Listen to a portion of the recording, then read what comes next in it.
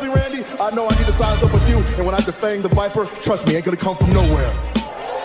Jeff, I already put you out. I don't even know why you're out here right now. Keep on talking. Hey, do me a favor. Why don't you act like this is an AA meeting and you shut your mouth while I'm sharing with the group? And Mustafa, you out here, a boy among men. And I'm gonna tell you what, you got lucky at the Rumble, so I know you're gonna come out here and run your mouth about how bad you are. But let me give you a little bit of a reality check. You see, Mustafa, you said that my eyes don't lie. Well, your eyes don't lie either, because last week, they were closed real tight when I put your simple ass to sleep. And AJ, hey man, be honest with me. How's our old girl Wendy doing?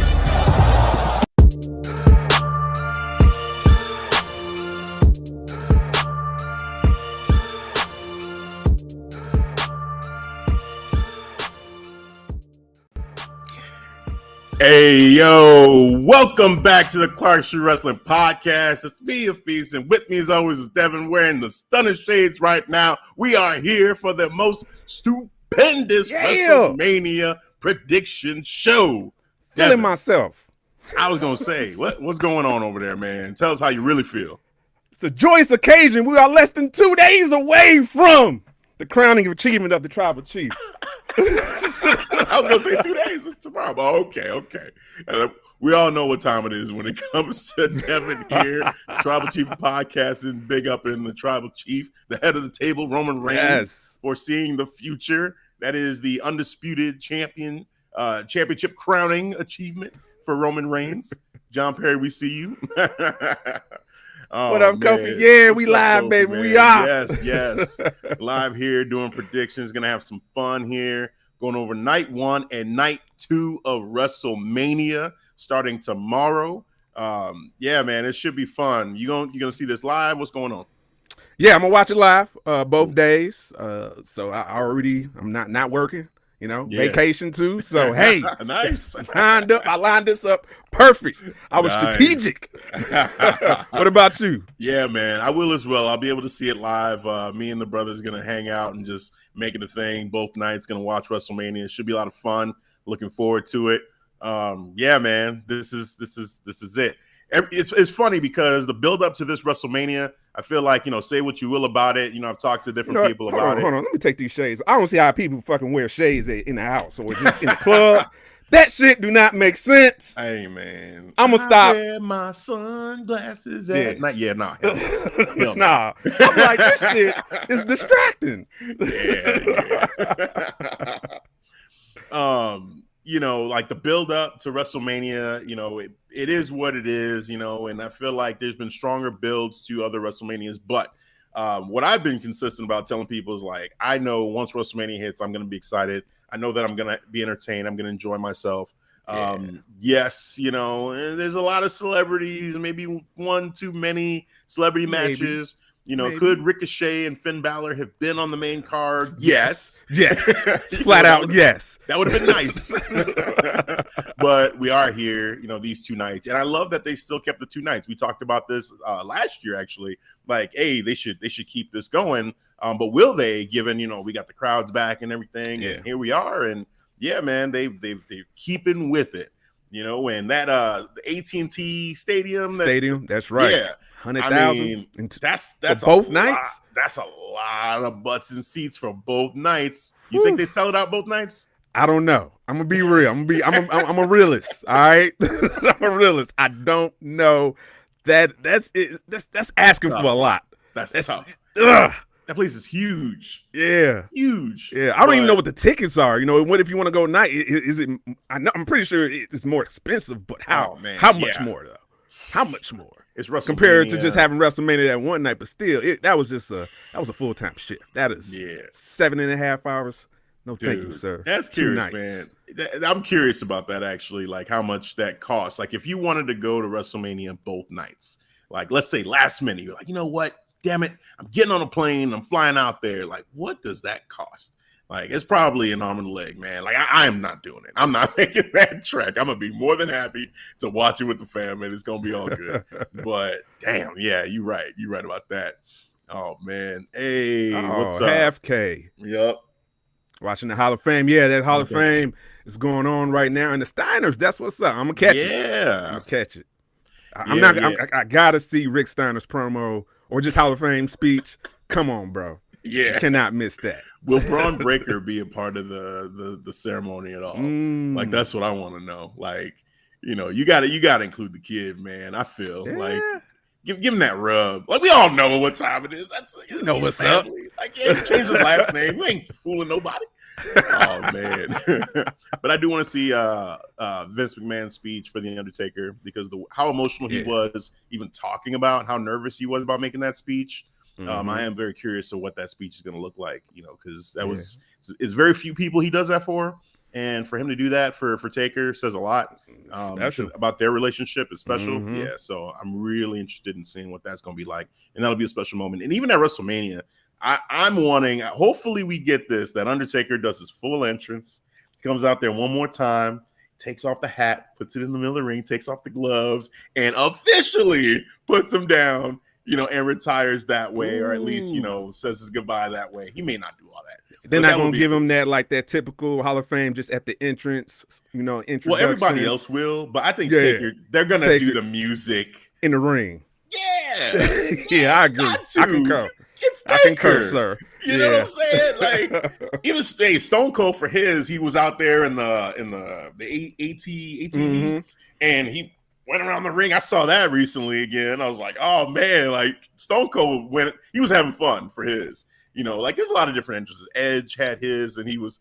Oh, there we go. Perfect. Yeah, he has to. Yeah, it only made sense. It only made sense. That's good. I'm happy about that. Edge was emotional because, of course, like his career was over way earlier than he wanted to. So, but now he's back. Thank goodness for that. So yeah, man, we'll see. I hope Undertaker gives us his entrance one more time at Mania. You got to. The whole one more thing. time. Let me hear that. I need that. That bell. Yeah, that slow, methodical walk. Yeah. Just take your sweet ass time. Take your time, please, sir. The floor is yours. Yes. Oh man, but let's get to it. Let's get to these predictions. We got a full slate both nights. Got about looks like 7 or 8 matches each night. Night 1, probably 8, counting that segment at the end for the main event with Stone Cold Steve Austin. And on the KO show. That'll be a lot of fun. But let's go through it. All right. First up, we've got for the Raw Women's Championship, Becky Lynch versus Bianca Belair, the EST of WWE. Can't spell WrestleMania without EST. All right. Devin, who you got? Woo, man. I thought by the way, I got to set this up right, too. Oh, yeah. The historic reign of Becky Lynch. She has not been defeated. I had to do this for you. She has not been defeated in what? Sir. Was it 3 years? She hasn't been beaten? Like a year and a half break. She won the championship from Ronda Rousey. What was that, 35? WrestleMania 35? She has never been beaten for the gold. What is it, 600 plus days and counting combined days as champion? If we're going to do that, we might as well keep that same energy for Roman Reigns for the tribal chief because technically he never lost. For you. I did that for you. I know what that gets you. Like, what you talking about? It's fraudulent. You ain't pushing wrong. My buttons. Like, I feel like pushing a button right now. But I admit, you ain't wrong. That's a little fraudulent, Becky. Big time Beck's a little fraudulent. But who you got? Who you got? Is this the end? Is this finally where she takes an L as champion? Oh my God. I'm still deciding right now. So I got to talk this out with you. So now, you know what I'm saying? Let me sit down on the couch. Let me lay down. Let me give you my thoughts. Maybe you can guide me. Maybe you can help me dig deeper. All right. So, first, Bianca Belair lost her championship, SummerSlam, in 26 seconds. Instant reaction. Everybody was pissed. I was pissed. I was part of that crowd. But they had a game plan for that 26 seconds, just for her to build her back up. Even made her a bigger star than when she was the SmackDown's Women's Champion. That I believe, in my opinion now.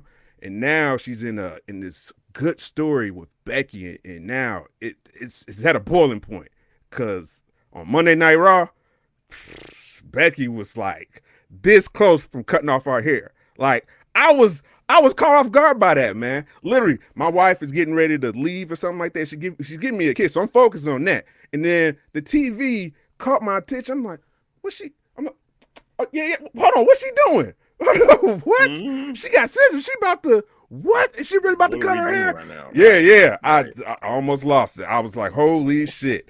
But Bianca Belair was able to turn around and cut some of her hair, and now we see Becky on social media flaunting her new hairstyle. You're welcome. So now it's at that boiling point. Yeah.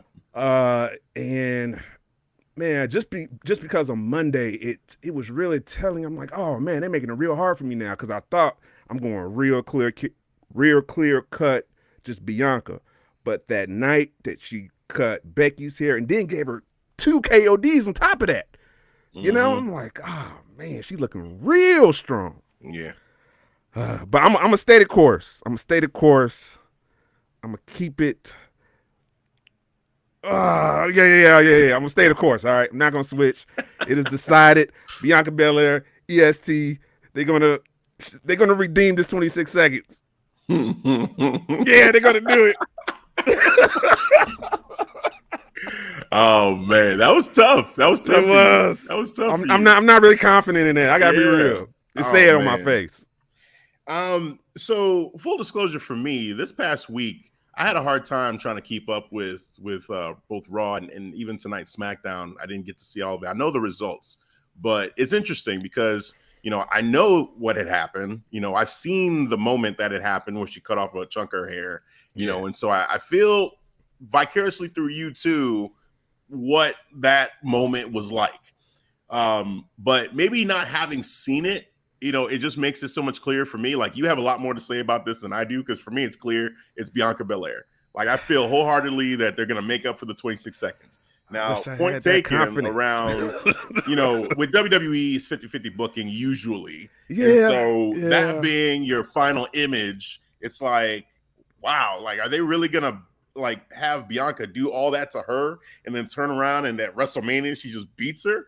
Like, that's typically not how WWE does business. But it just feels like then if you have Bianca lose, that SummerSlam moment feels worse now because it's acceptable at this point. Like, in the moment, it wasn't acceptable because it was Raw. It was like, oh my God, what happened? Yep. But then you start seeing them building Bianca back up and you're like, okay, now it starts to feel okay. But if we turn around and we have Bianca lose at WrestleMania, it's like, wait a minute. So not only did she get, basically embarrassed at SummerSlam, but come around at WrestleMania, you had her lose again? She can't ever go to Becky now. Like, I don't want to hear Bianca say she wants a rematch after all this. Like, she just can't. So for me, I feel like the only thing that makes sense here is you have to put the belt on Bianca. Don't make the mistake of, like, for instance, Booker T and Triple H, all those years ago, Booker T should have went over. Triple H went over instead. It's like, wait, what? This, and Booker T didn't become champion? Like, don't do that. Don't do that. Like, Becky, she's had a nice run, her 600 plus days or whatever. That's right. It is what it is, but it's been an amazing, amazing run, and she had a baby. She came back. She's better than ever. As far as the mic work, just the character work, the storytelling. She's been building up the women's division, the Liv Morgans and Biancas, these matches she's been having, the dewdrops, big matches with people to help elevate, that division. The only person she hadn't gone against one-on-one yet for me was Rhea Ripley, but maybe we get that on the back half of WrestleMania. But I think it's time. It's time you have Bianca be the face of Raw, have her be the champion. And that's it. Go. Let's go. Let's put that rocket on Bianca's back. We already have the rocket on her back. Now let's keep it going. Let's add some more fuel to it, and let's see how high she can really go, because she's a superstar in the making. It's Bianca Belair. That's the thing. It is decided. We are in agreement with that one. Bianca Belair, unanimous on that one. Moving on to a tag team match we have coming up. We've got Rey and Dominik Mysterio versus The Miz and Logan Paul, or Lucha Logan, or Lucha what? Logan, man. Oh man, dude. This whole thing right here, I don't know. So when we talk about celebrity matches and maybe there being, one too many celebrity matches, this is one I'm looking at right here. Like, do we really have to do all this? I get it. Like, all right, on the Mysterio side, I'm cool with it because, Dom being at WrestleMania with his dad, I'm excited for that. Rey Mysterio is on the cover of WWE 2K22. Shout out to that game because it's amazing. If you haven't played it, play it. It's great. I played My Rise again. I keep going. I'm the WWE champion now. I'm feeling great. In a roundabout way, it's a funny story how what happened, but no spoilers for people here. So, overall for Rey Mysterio, it's been a big year. For his family, it's been a big year. On the Miz's side, I mean, it's funny because he just had a match similar to this, but Bad Bunny was on the other side of that matchup at the last WrestleMania. Yeah. Now, this WrestleMania, again, there's a celebrity involved. This time, he's teaming up with the celebrity in Logan Paul. Yeah. And for Logan Paul, it's like, I'm sure hopefully he's been taking this seriously as far as like wrestling wise, and he goes in there and he puts on at least a decent show. I hope. I feel he's an athlete. I feel like he can at least sell a little bit. He'll throw some punches. He's a boxer. Yeah, Mayweather got in there and did his thing, and I mean that's totally different levels when we talk about boxing. That's an actual boxer, a YouTube boxer, but right, man. That, they're making money, whatever. It's cool. But I'm sure Logan, he will be able to at least make it entertaining, or at least the Miz will help him, Rey will help him carry him, and even Dominik will help him to help it be entertaining. But with all that said, as far as the storyline, I'm not really into this. I don't care. You could have slotted in either Finn or Ricochet right here for me. That's just how I feel about that. But with all that being said, for this one, I'm not going to overthink this one too. I'm going to go ahead and say the Mysterios win this one. I feel like for WrestleMania, one thing that I look at is usually the storylines will pay off with the good guys winning for the most part, unless there's a really good reason for the heels to go over. Yeah. And with this one, I don't see why you put over Logan Paul unless Logan Paul is sticking around. If he's going to be at WrestleMania Backlash, okay, maybe. You know what I'm saying? Which it's the rematch show. Let's just replay all the matches. It's going to happen, So if they're going to do this match again there, okay, maybe you see Logan Paul and Miz win, but I'm going to go with the Mysterios. I'm actually going to be on the other side of that fence. And just like this comment right here, Facebook user, don't know who you are, but yeah, going for the Miz. I'm going with the Miz as well. I just think, I think I'm going to go off, was it last year's WrestleMania when the celebrity, Bad Bunny, he won. It seemed like there might be like a little bit of a formula of celebrities going over. So I'm going to stick with that. I'm going to go with Logan Paul. They win, and maybe they'll cause a rift between the Mysterios and give me the chaos. Oh, my God. Let Dom turn on his dad. He's like, you ain't my real dad. I'm Uncle Eddie's son. The long-term storytelling on the show for Dom to turn heel, man. This has got to be a year plus. We've been I still want it. I still want it, man. It never left. That passion never left. I still want it to this day. To this day. Since Seth Rollins was the Messiah still. He was in that storyline and he took his father's eye. Like since then, it's been like, maybe he joins the Messiah. Maybe he becomes a disciple. I'm going all over the place. Yeah. The end result, I want Dom to turn on his dad. That's all I want. Give me that. I don't care what path you go to get there. Just get there. God damn it. I hope at some point they do, man. I hope we do get Dom turning heel on his father at some point, if for no other reason for you, man. Let's see. It's weird because it feels like the celebrity matches this year don't feel hyped enough. I feel like the Bad Bunny match got more hype leading into the pay-per-view. That's true. Yeah. That's a good point. Yeah, that's totally true. Like, I feel like, I'm just not really that into them. I mean, the Pat McAfee one, I'm a little bit more interested in than the rest of them. The Knoxville one, like there was build up towards the Rumble, but like even right now, it was the video that they showed of Knoxville putting Sami Zayn's number on the plane. Yeah, like that was cool. That was funny, and then Sami Zayn said, hey, it's gonna be a no DQ or a falls count anywhere matchup. Like they've kind of hyped it up a little bit from that regard, but you're right. Like Bad Bunny's match, there was a lot more build up, a lot more intrigue, and you knew the passion that Bad Bunny had for wrestling. Like, and you had heard, hey, he's training. He's at the Performance Center. He's putting in the work. It's like, okay, well, now the's a little bit of hype. What are you going to do? And, hey, man, he did his thing. Canadian Destroyer this, Canadian Destroyer that. He did great. So, yeah, I'm not as hyped for any of these matches as I was for that one. Yeah. I do think that they will be entertaining, and I feel like the crowd actually will be into it. As far as for this match, they're probably going to boo the hell out of Logan Paul every time he gets in the ring. Like it's just going to be that. The hate will be real for Logan Paul, so we'll see. Pat McAfee is respected, so I don't consider him a celebrity anymore. True. I view him as a wrestler now. Facts. Commentator, he's just so embedded, with WWE, so I don't even view him as a celebrity. So that's another good point. Come on, some good points, AFK. Yeah. I like it. I totally agree. All right. So we've got a split here. I took the Mysterios and you took Miz and Logan Paul on that one. That's right. So we are on to the next matchup.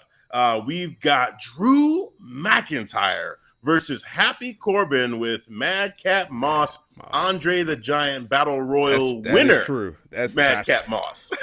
Hey, they are all in behind this dude. I'm like, wow. Apparently, or they really don't care, or they really don't care about that Battle Royal. Yeah, but they see something. They see something, I guess. Yeah, I mean, so I don't know, man. Like, I'll give him this. Like he's got a physique. He does. He's overall, I think there is a charisma there that, if they tap into it the right way, he can be good.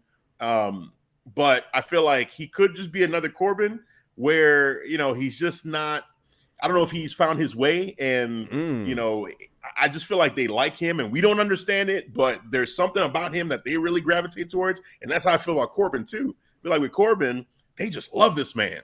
But I feel like he's never really had a character that's really like stuck, to where you take it seriously. But it is what it is, man. Like they're putting they're investing in Madcap. Good for them. Hopefully it turns out. In this matchup here, Drew McIntyre, Happy Corbin. Isn't there some stat around like Happy Corbin is undefeated this year? Undefeated. Like, not lost? Has not lost. No one has kicked out of his finisher. You're right, and his finisher is protected too. No one is kicked out of it. Yeah. Yes. Yeah. Yes. No one kicked out of it. Why are they so in on this dude? I'm telling, I don't understand. Even Roman doesn't have a protected finisher, bro. Nope. But Happy Corbin does. Happy Corbin, yeah. He hits end of days. It's over. It's over. That's it. So, hey man, we get to Mania and Drew McIntyre kicks out of end of days and pins Happy Corbin. Then they wanted to, in their minds, it's the biggest thing in the world, right? Yes. So it is what it is, man. It's a WrestleMania moment. It's WWE that's the Mania moment for Drew right there. So, I mean, with that said, I'm going to go ahead and go. Well, actually, you take it first because I had the last one. Drew, you got in this? Just Drew. Okay. Drew. This story sucks, bro. This story sucks. I'm just gonna just get it out there. I'm gonna take the anticipation away. I got Drew as well. No doubt about it. So I guess the bigger thing is, does Madcap affect Happy Corbin's win at all? Like, is it gonna be because of him that Happy Corbin loses? Because there is this tease of Madcap and Happy Corbin not being on the same page. Some of his jokes have kind of been a little off with Happy Corbin. He's been talking about Corbin in his baldness. Right. Which, man, what the heck, man? What's going on? But shout out to the bald people out there, man. It's right. Okay. We're gonna be all right. It's gonna be all right, right. For this whole thing with Madcap and Happy Corbin. You think that leads to right here WrestleMania, him causing Happy Corbin to lose? Do you think they wait until after Mania for, you know, the rift to actually happen? What do you think happens there? Yeah, that's a good point, man. It's been a little foreshadowing that maybe these guys are gonna tree branch off, and it might use the Drew McIntyre as the pinpoint right there.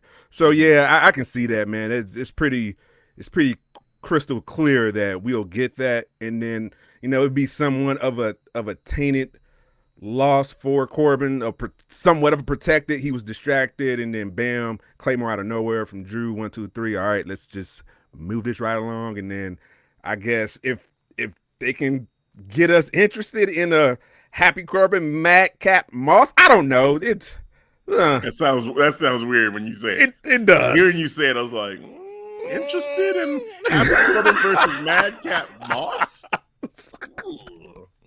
SummerSlam. Call it. Book it. It is decided. Right. Good shit. Book it. Right. Oh, man. We'll see. Yeah, I don't know, man. I don't know. I feel like at WrestleMania, I could see Madcap being involved somehow, some way, inadvertently. He thinks he's helping and he doesn't.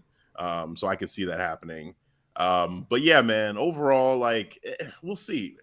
WrestleMania Backlash, there's probably going to be a rematch of this matchup somehow, some way. Oh, yeah. And he's going to lose. Then Happy Corbin's going to lose again to Drew McIntyre. And probably I think because of Madcap again. Right. And then that's where they'll finally implode. Yeah, there we go. At WrestleMania, but I think they'll implode at WrestleMania Backlash for sure. You keep on reminding me of this WrestleMania Backlash. I'm like, shit, you right. Dude, the rematches of all rematches of pay-per-views. Mm-hmm. Yep. If by chance you're not going to see WrestleMania, that's okay. We got WrestleMania Backlash. Abbreviated version. The abridged version of WrestleMania will happen. Don't worry. We got you. Right. We got you. Right. Oh, 2 nights. If you ain't feeling that, WrestleMania Backlash. That's for you. All right, moving on to the SmackDown Tag Team Championship match that we have up after that. We've got the Usos versus Shinsuke Nakamura and Rick Boogs. Oh man, this one's an interesting one because it connects directly for me to the main event on night 2. With the tribal chief himself, head of the table, leader of the bloodline. Yes. Roman Reigns, because his whole thing, he doesn't like to see his cousins lose, and you could take this in a couple different ways. Do we think there's a world in where the Usos lose and Roman Reigns retains? Yeah, I could see that, but I feel like they're gonna. I don't know. Part of me thinks that we'll see the unraveling of the group, maybe on a whole.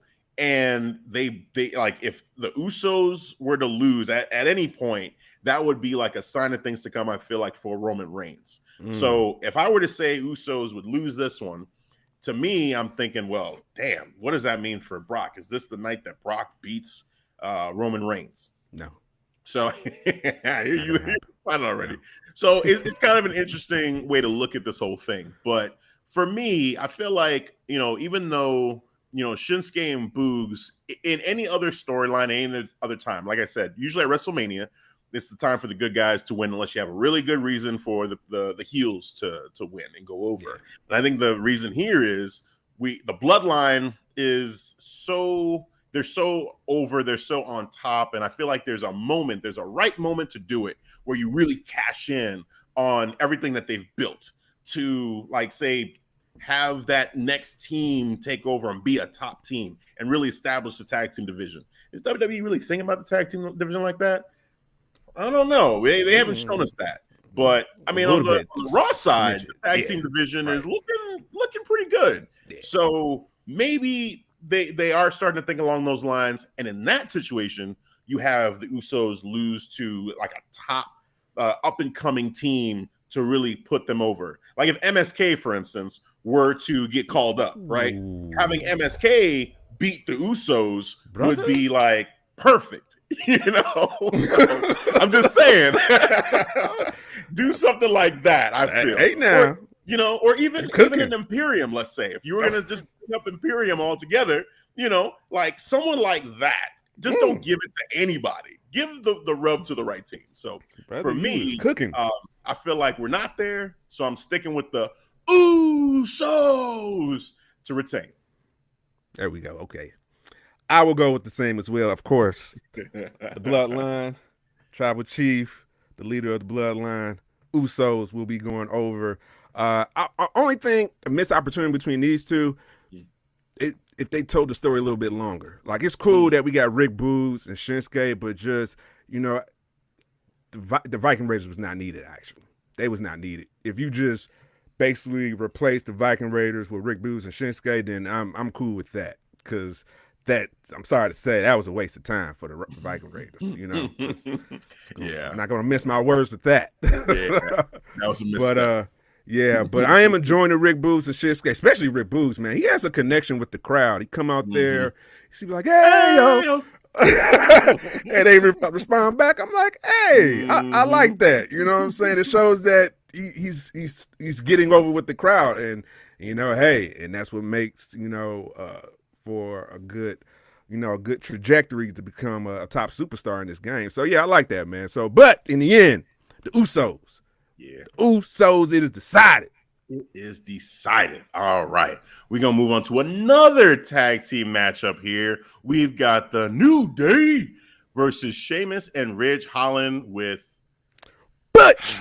First time Butch, say it. Show. Say it. Say it. Pete Dunne. There. I said it. His name is Pete Dunne Butch. Forever. Butch. It's Butch. Get used to it. Butch. That's actually one of the better of the names. Is that saying something? Oh no, not at all. I totally disagree. I don't want to get too off track with this one. That's a sidebar conversation. That's a sidebar conversation. I totally disagree. That's a sidebar because we'll be here. That's a whole other show. Yeah, half K Butchermania. Butchermania. Oh, Pete, I'm sorry. He still looks scrappy. Just saying. You take this one, man. Like who you got here? New Day or Sheamus and Rich? They need a faction name. I feel like that group needs a name, like a group name. I don't know what it would be, but Bar Fight Club. Because Bar Fight Sheamus. Bar Fight Club. Hey man, it is decided. I'm okay with that. I mean, it's better than Butch. All right, so the New Day versus Bar Fight Club. Who you got?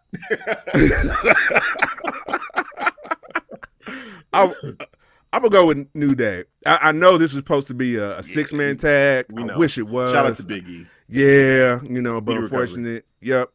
But we understand.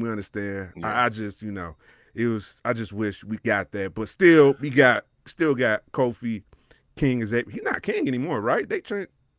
Oh yeah, they have not even. I don't think because he didn't come out as King Woods when he returned. Like, he had the crown, though.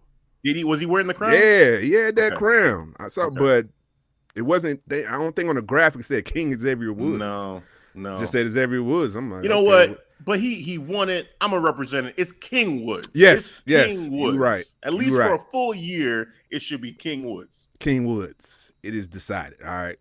Fuck the bullshit. Yeah. But going with New Day against versus Sheamus and Ridge Holland. It's probably gonna be a banging match, hard hitting. Just make sure we keep it safe. All right. Yeah. Got my eye on you, Ridge Holland. Just saying. Yeah. You know what I'm saying? Just slow it down, buddy. Slow it down a little bit. Slow it down. It's okay. You can still be devastating with your offense, but keep it safe. That's the whole thing. It's something. Randy Orton, love him or hate him, he put out he had an interview with somebody, and he was saying, was it Pat McAfee? Okay. Yeah. I saw it. He's just like recently. these guys coming up in NXT, and these new guys coming up, they don't have that same kind of training that guys like him and Edge got, back in the day, because it was all about, make sure you take care of your opponent. Now it's like, you got to watch out because you may get knocked the fuck out, basically, and he didn't mince words. He's like, these NXT guys or some of these guys coming up, they don't know shit. You know what I'm saying? They don't know what the fuck they're doing. He kept it 100, bro. Right. And, you know, again, like the comment, don't like the comment, but it's hard to argue with it when, you know, again, Rich Holland comes up and he does this move and it's an accident. He didn't mean to do that. And I think he even apologized. Like, they talked about the apology on the show, which usually they don't do. Like, that just breaks kayfabe and everything right there on television. But, you know, they wanted to make sure it was known that he didn't mean to hurt him because they probably feel a lot of Big E's fans gonna be looking at him. Yeah, with a lot of, maybe he might get. I don't know. You know how fans are, death threats and all of that. Exactly. So they was trying taking it too far. Yup. You know, so they're trying to be proactive about which that, is good. It's smart. It's smart on all their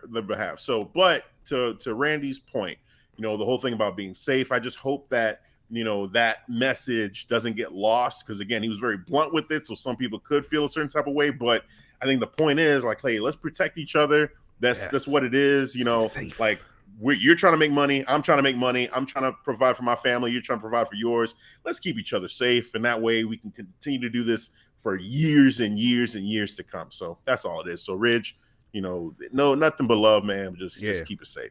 You know, with that said, this match, I feel like whatever their plans were for this match before, I feel like given the Big E situation, I don't see any way that they give this win to Sheamus and Ridge. I feel like the New Day, they're just destined, at least at WrestleMania, to win this matchup, just as a feel-good moment, you know, for everybody to see, you know, King Woods and Kofi together again, you know, and, you know, just honoring Big E as well, somehow, some way. Maybe the tights will have something around Big E to say, hey, he's here with us. That'd be pretty cool.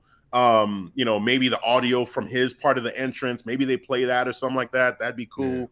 Or you might show up just to give him like a, you know, just that might. I'm not gonna, I don't know. I don't want to get my hopes too high up for something like that because it's still so recent. But you know, I do feel like, you know, they'll do something for Big E just to again represent him there at the show to say, yeah, we're all here together, you know, in some form or fashion.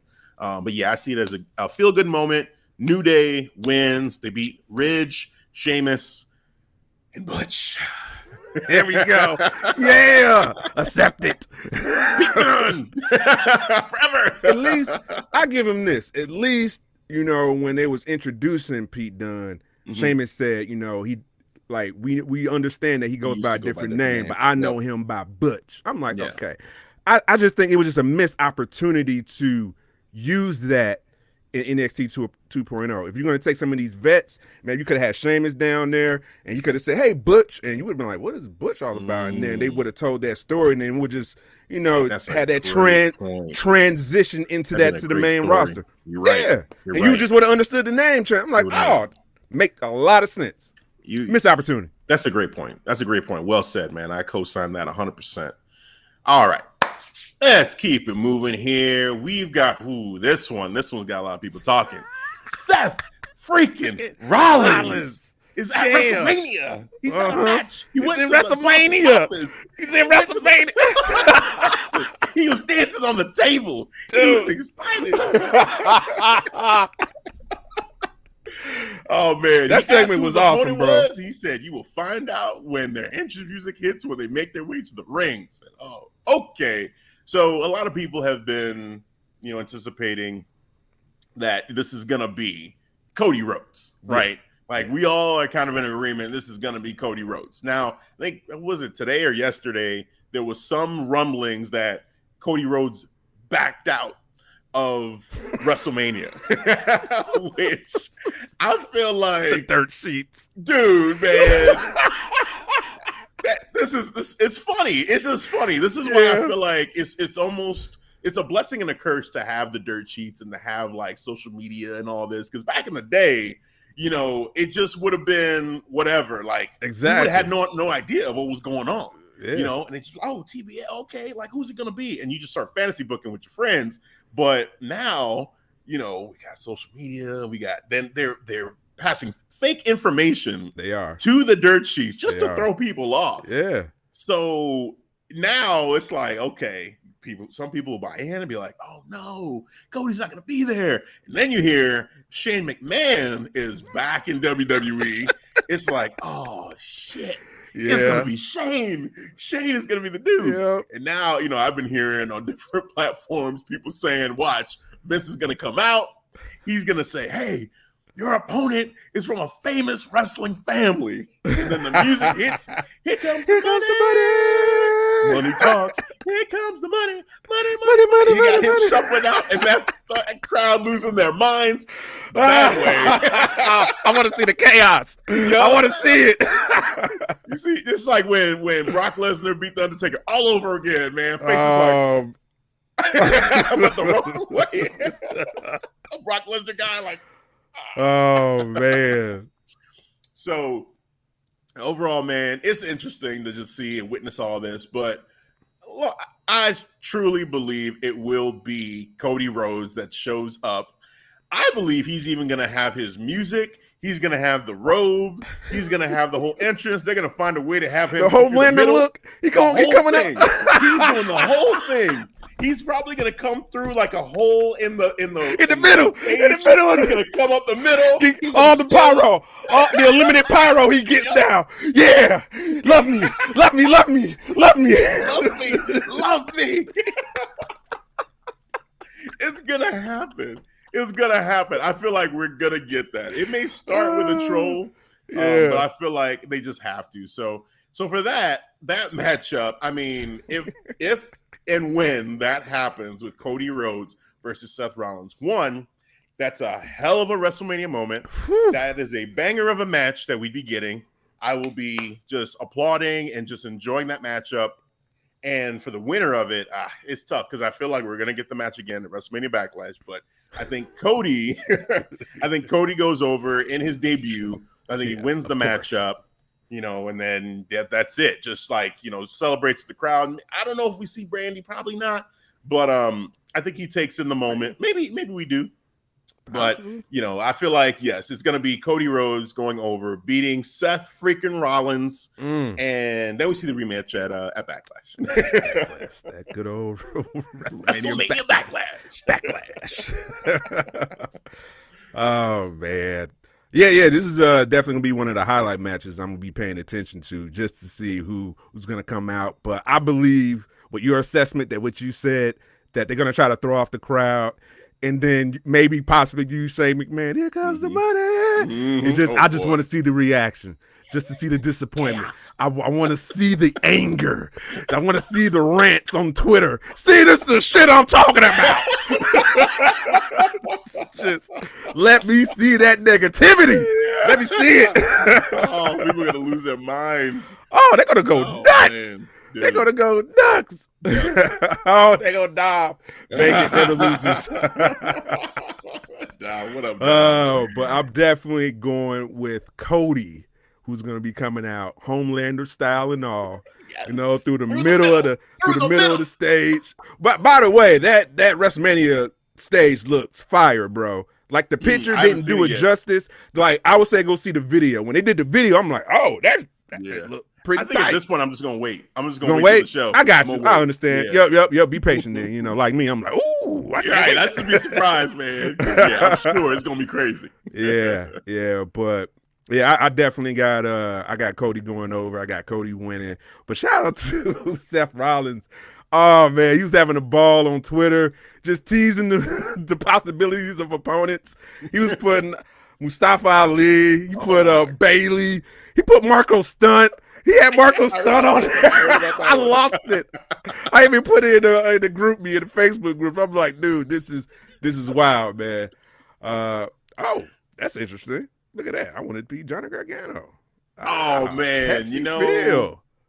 If that happened for me, y'all know. For me, if that happened, that would be crazy. Like, I wouldn't even be mad that it wasn't Cody. Maybe Cody comes out night 2 somehow, some way. But if it's Johnny Gargano, my damn, guy, all Johnny that Gargano, damn Cody, like I'm like, Johnny, no way. I'd be all about it, right? Yeah, like Cody.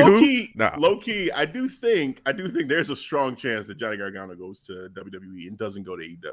I really do. With Tommaso Ciampa still being there, I think there's a strong chance. But we'll see. Oh, would you look at that? No, I did not see Wyndham on Instagram today. Kind of teasing.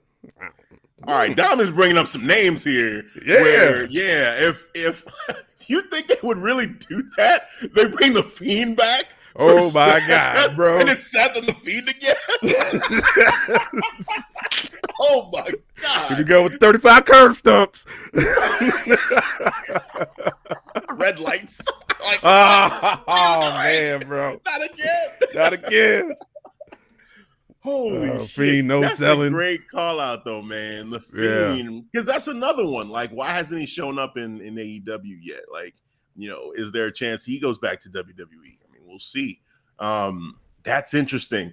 Any of those names, if that happened, I mean, Shane McMahon is not acceptable. No. As a real opponent, like, that's not acceptable. That's a troll. That's a perfect use of a troll to then set up the real opponent. But yeah. Tell him make it a hornswoggle. The cowards. Cowards, I tell you. Hornswoggle. That's good. Oh man, we'll see. This is fun though. It's fun. What they've created though is a WrestleMania moment instantly. No matter what happens, no matter who it is, we're gonna be talking about it, and it's gonna be something that is gonna stick with us. So look at that. He just sent me some G14 classified. It's basically the link to Wyndham's Instagram page. But yeah, he's in Dallas. He said, "I just got to Dallas. This place feels so alive. It makes me feel alive. This week in particular has always been a huge part of me." He's trolling. God damn, I miss this energy. I miss all of you too. I'm sure some of you have questions for me. I got answers. Here it is. I reply to six questions in the next hour. Oh, okay. So he was interesting. That's one where I'm gonna treat it like the Ronda Rousey rumors. Yeah. Right. I'm gonna believe it when I see it because that's hey, right? Yeah, exactly.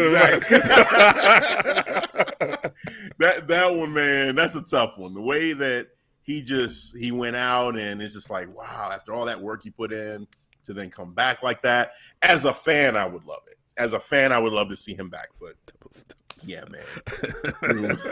Double the stumps. Oh man. So yeah, we'll see. This is fun. See, even this conversation we're having right now, it's fun to be going saying who, like, fantasy booking this whole thing, who's Seth gonna go against, so many great names. That's a good point right there, Pepsi Phil. Like him not having a match, but that was the story though. Who knew? You know what I'm saying? It was just which is cool. It was a little bit different.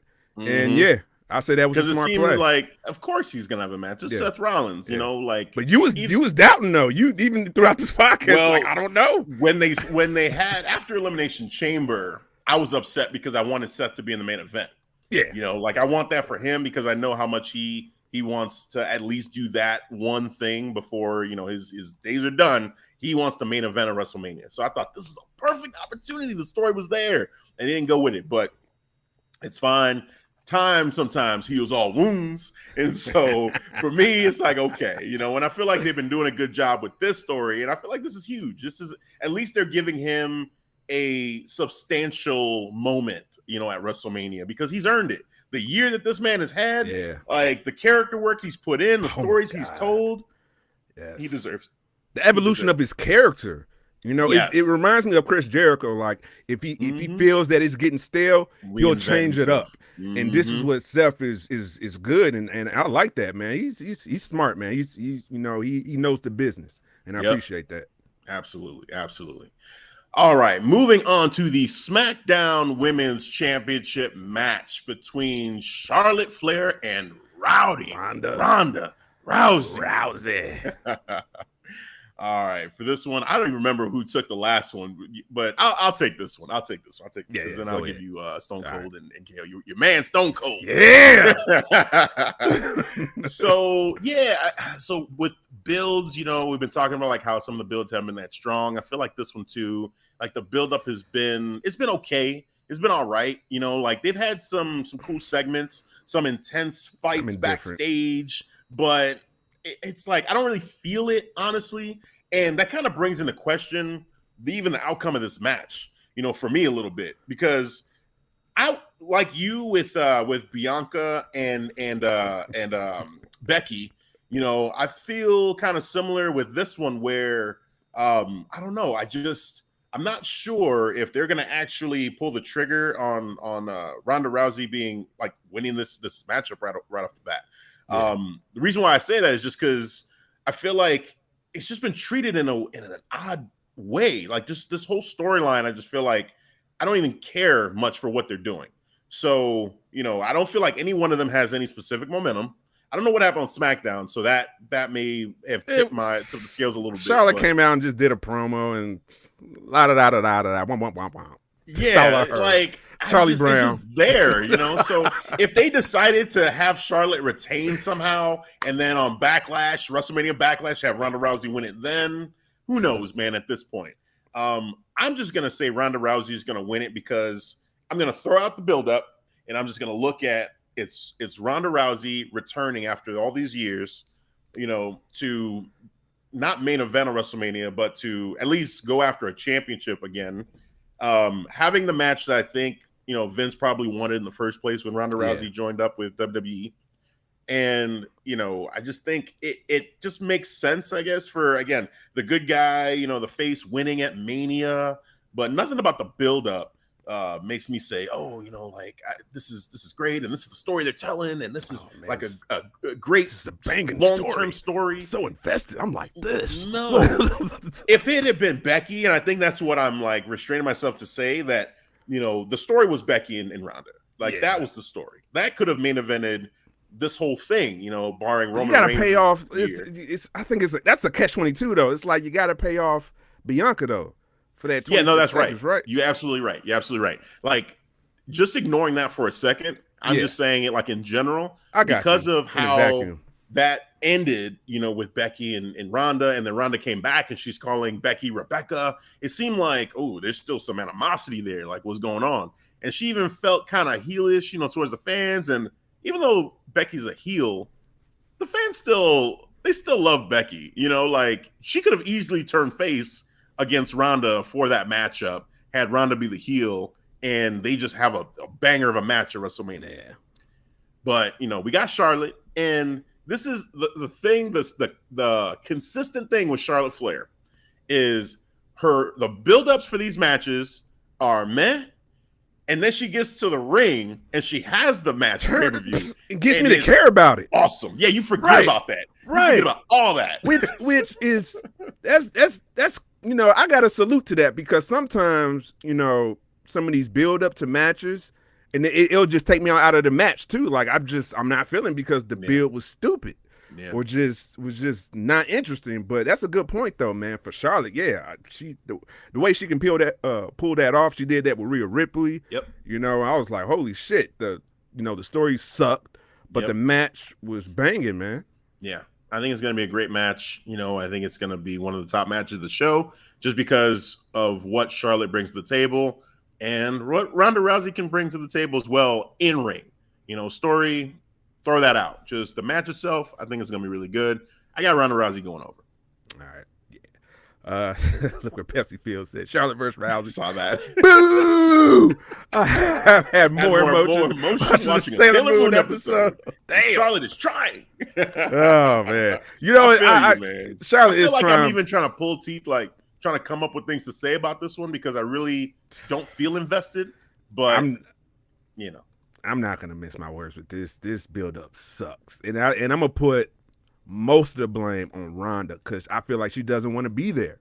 The promos suck. It's just like nonchalant.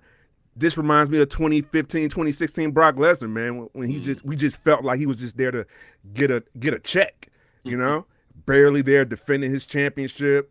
He's just there and just suplexes, and all of that. And, some of his, and those type of builds was just suck. And I feel this is the type of energy I'm getting for Ronda, man. Yeah. Just like, you don't want to be here. You're just here to collect the check. Right. And so since I feel like you not having fun with it, doesn't resonate with me.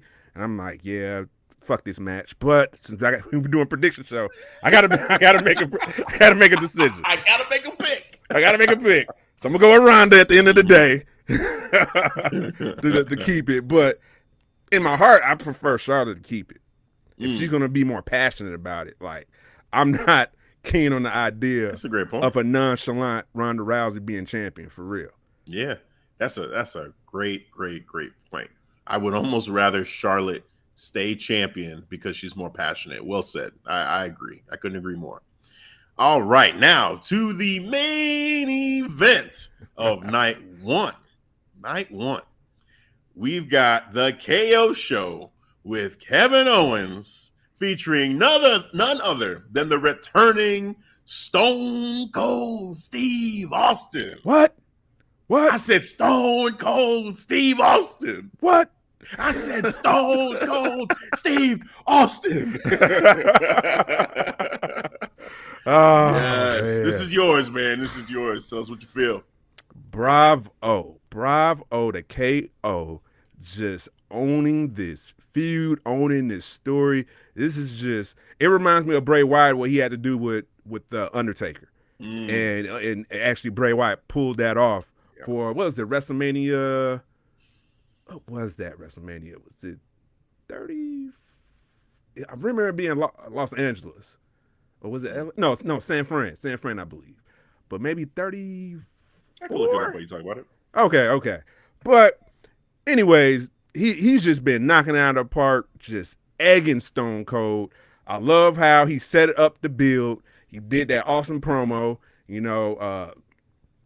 talking about Texas, then talking about he wants to invite Stone Cold. Stone Cold replied, love his promo. He was like, KO, you got to be the dumbest son of a bitch. I was like, oh yeah, this is the Stone Cold that I missed it, I want.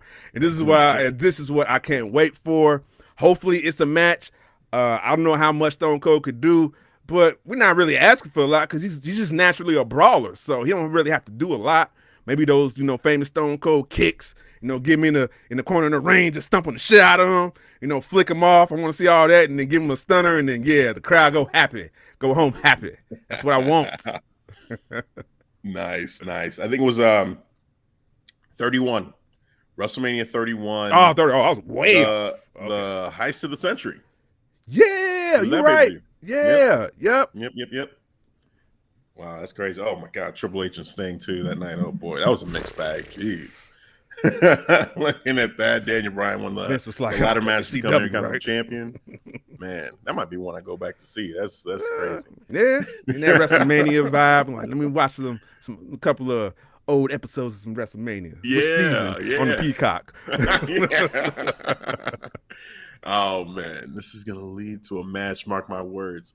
Yeah, Dom. I mean, that'd be cool if it did. It's just with Stone Cold, I still remember the image of him in that ring and The Rock giving him those multiple rock bottoms, and it felt painful watching it. Mm-hmm. It felt painful. I felt it. I was like, wow, this is crazy to see. Stone Cold like this. And, I wanted The Rock to win because Rock is my favorite wrestler, but Stone Cold and him, it's like 1 and 1A, and I put Triple H in that group too for me. So and then the words, like afterwards, seeing him laying down in the ring and The Rock is talking to him, and you can tell he's sharing his appreciation for Stone Cold. And, little did we know, because Stone Cold didn't come out and say that was his last match, but that was his last match. That was his last match. He quietly close to the chest. I was going to say, I think he quietly, did that. He didn't want everybody to know. He just wanted to be like, all right, it's done. I don't want the popping circumstance. I just want to, just go out, have that match, give that one to The Rock, because me and him, we always made magic. And, it's just that bond that they had. So, thinking about that, I'm thinking about him, retiring and being in the Hall of Fame and just all the injuries and issues he had with his neck and his back and all that. I'm like, man,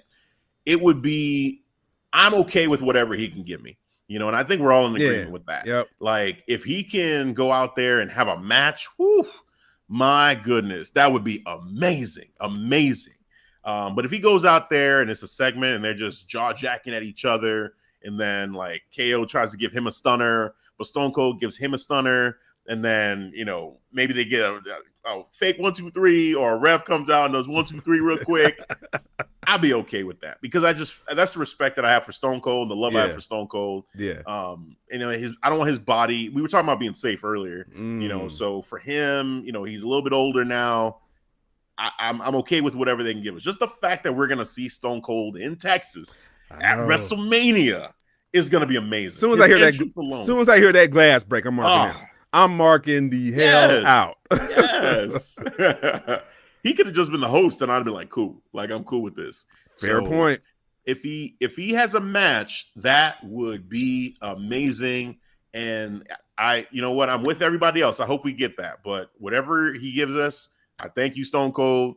You've been, great entertainment for me for all these years. So I appreciate you, whatever you're able to give, man. I feel like the feeling's mutual from Devin and all your fans. So just go out there and do the best you can, man. And salute to you, sir. So, with that said, as far as a prediction, it's kind of hard with this because, is it going to be a match? Is it not going to be a match?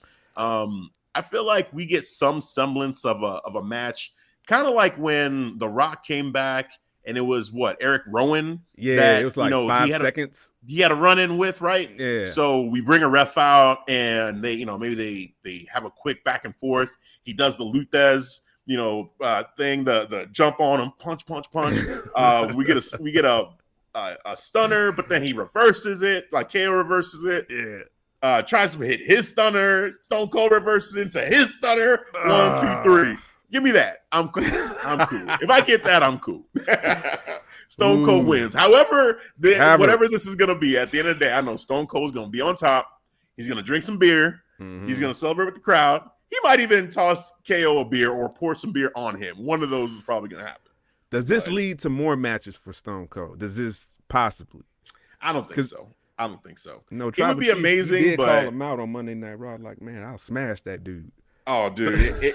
If that happened, that would be amazing. I just don't want to get my hopes up too much for something like that because again, he's a little bit older now. But yeah, still in good shape though. If that were to happen, because I feel it, I know you want it. I know you want that to happen. We all do. I just feel like let's let him kind of tell that story if it feels right. Based off what happens here. If he feels good, maybe. It's kind of like with Shawn Michaels when he came back against Triple H. Like, in the unsanctioned match at that SummerSlam, I don't think Shawn knew whether or not he was going to wrestle after that. But it went so well, little by little. Like, I remember hearing him talk about it on one of the Ruthless Aggression documentaries. He was like, oh, wow, I'm able to do this. I'm able to do this. Okay, I can do this. Like, he's finding out, he's learning more about himself in that match. So then after that, it's like, okay, well, maybe I'll have another one. My body feels good. Okay, yeah. Before he knows it, he's champion. He's in Elimination Chamber, and he's champion. It's like, oh, okay. That wasn't the plan, but he felt good. So if Stone Cold feels good in this one, all right, then let's see, and let's see what happens. WrestleMania I'm cool with whatever you can. Stone Cold versus KO. Book it. Look at this, man. KO is a savage, man, from Half K. KO spray painted Austin Mural at Access 2. He's done a great job hyping up this match. Yeah, he has. He has. He's been awesome. Shout out to KO, man. He's done a great job. Him getting the fans in Chicago was just so good. It was so good. I felt so ashamed to fall for it the second time, too. Oh, I fell for it, too. He got you at home, too? Totally I was like, God damn it. I was like, ugh. Yeah, because the first time, it's like, okay, it's probably KO. And it was. I'm like, all right, cool. But the second time, it's like, oh, wait, here we go. They're going to do this. Because I was like, oh, I wish he would. And then they hit the music. I'm like, and his eyes lit up. He was like he was shocked. He turned around. Yeah, he sold it. He sold it. He sold it well, man. Started laughing. Fool me once, shame on you.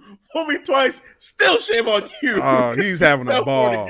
He is having a ball. They plugged that man off for his new contract. Like, hey, man, with this sign his new contract, I'm gonna hook you up with one of your favorite WWE superstars ever. All right, we're gonna take care of you. Just sign on the dotted line. You good. All right. 100%, man. 100%. Oh, speaking of, I mentioned, I mentioned Stone Cold. I mentioned The Rock. I mentioned Triple H. Did we talk about this last time that Triple H officially retired? No, we didn't. Okay, we didn't. Okay.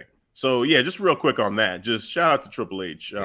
He was on not on First Take, but on Stephen A's World. Mm-hmm. And they were talking, and Stephen A asked him if he was going to be going back to the ring. Like, people want to know. And he's like, look, I got a defibrillator in my heart. At this rate, it wouldn't be safe for me to wrestle again. So he just effectively retired. right then and there, let everybody know, let the world know, it's best. There's bigger things in life for him, for his family, his kids, and everything. It just made a lot of sense for him to just say, no, like he'll still be involved in behind the scenes stuff for WWE, but not in ring. And there were plans for him to be at WrestleMania, but once all this happened, they scrapped that. So, for me, Triple H, I've talked about it on my Mount Rushmore. If you could just have 3 people, because usually it's 4, if you could just have 3, it would be The Rock, Stone Cold, and Triple H. And for Triple H, it's just as much about what he did in ring as it is outside of the ring. Specifically with NXT Black and Gold. Yeah. Y'all know how I feel about Black and Gold. Mm-hmm. So for me, yeah. With Triple H, he's one of the guys that, I've just always enjoyed watching. Even through the dark times of WWE, when people were saying, oh, he's burying everybody, which, yes, he did. But he also did an exceptional job as just the top heel for the company and carried the company on his back when guys like Stone Cold had left and The Rock had gone to Hollywood. It was Triple H, it was there carrying that torch. And then even afterwards, bringing up so many people, bringing up, the Randy Ortons, the Batistas, and literally making them stars. He told them, hey, stick with me and we're going to make you a star. And he did. Household names. And now look at them now. They're both future Hall of Famers. I mean, just shout out to Triple H and then everything he did with Black and Gold, and say what you will about, the Wednesday Night Wars, but it was an entertaining time, with takeover after takeover after takeover where, they put on like 5-star, shows, not just matches for me, but 5-star shows. Like it was really, an honor and a privilege to just been experiencing that time, while he was able to put on that show. And I think more impressive too is whenever I would see him backstage with those wrestlers, with the Baileys and the Sashas and, the Johnny Garganos and the Tommaso Ciampas, just how proud he really was of them and the performances that they gave, and the words of wisdom he shared. I remember with Johnny, he was with him when he won the championship over Adam Cole, he's with his family, and they were just like so happy, and they just shared a couple words together. He was with them for that. He didn't have to do that. He didn't have to be there for that, but he chose to. So it just speaks a lot to his character. And, as much as I'm a fan of him in ring, outside of the ring too, he just adds so much more to his whole stature and mystique. So Triple H, I salute you, man. Like you've done a great job. And, it's just, hey, enjoy retirement outside of the ring, but I know you're going to keep working and busting your ass, behind the scenes. So I'm looking forward to that. And that's it. That's all I got to say about that. So I just wanted to share that because he is one of my favorite wrestlers all time. And just felt like saying something about the game, Triple H. Yo, Mount Rushmore, man. I'm not surprised, but with me, you well said. That dude is a professor of the business, and I say that because I didn't like him as a heel. Like it's crazy I said it because I love my heels, but he was the one heel that I couldn't. He actually got under your skin. Yeah, because he showed no loyalty. Like, how can you turn on Sean like that? How you turn on DX? Like, he fucked everybody up on DX. Right, it was me, Sean. Yeah, like the whole setup between that, him getting jumped in the parking lot, and then him playing like the dumb, like, yeah, man, I'm gonna find the guy. All right. And then when he got caught, he was not remorseful at all about it. Man. He was like, you damn right it was me. Damn right it was me, Sean. This asshole, man. Hell no, bro. That video too, building up that SummerSlam match with the I come back stronger. That whole video. Go back and watch. I gotta remember which SummerSlam that was, but that video package leading up to that match. Yeah. Oh man. Face facts. You can't wrestle anymore. HBK is dead. What this dude, man? I remember when he got that new monarch of being the game and Cerebral Assassin. I hated that shit. I hated that game. I hated it. I hated it, bro. I hated it. I still feel that to this day. But outside the ring, I love what he gave to the business, especially with NXT. You said it all well. So, I'll just say I'll just say thank you, man. We salute you, bro. You're definitely one of the best, and you're definitely one of the best when it comes to heels, because you definitely got under my skin. So that just speaks to the mind that you have for the business, man. So salute to you. Salute. All right. Yes, absolutely. And now we are on to night 2 of WrestleMania, the most stupendous WrestleMania of all time. Stupendous.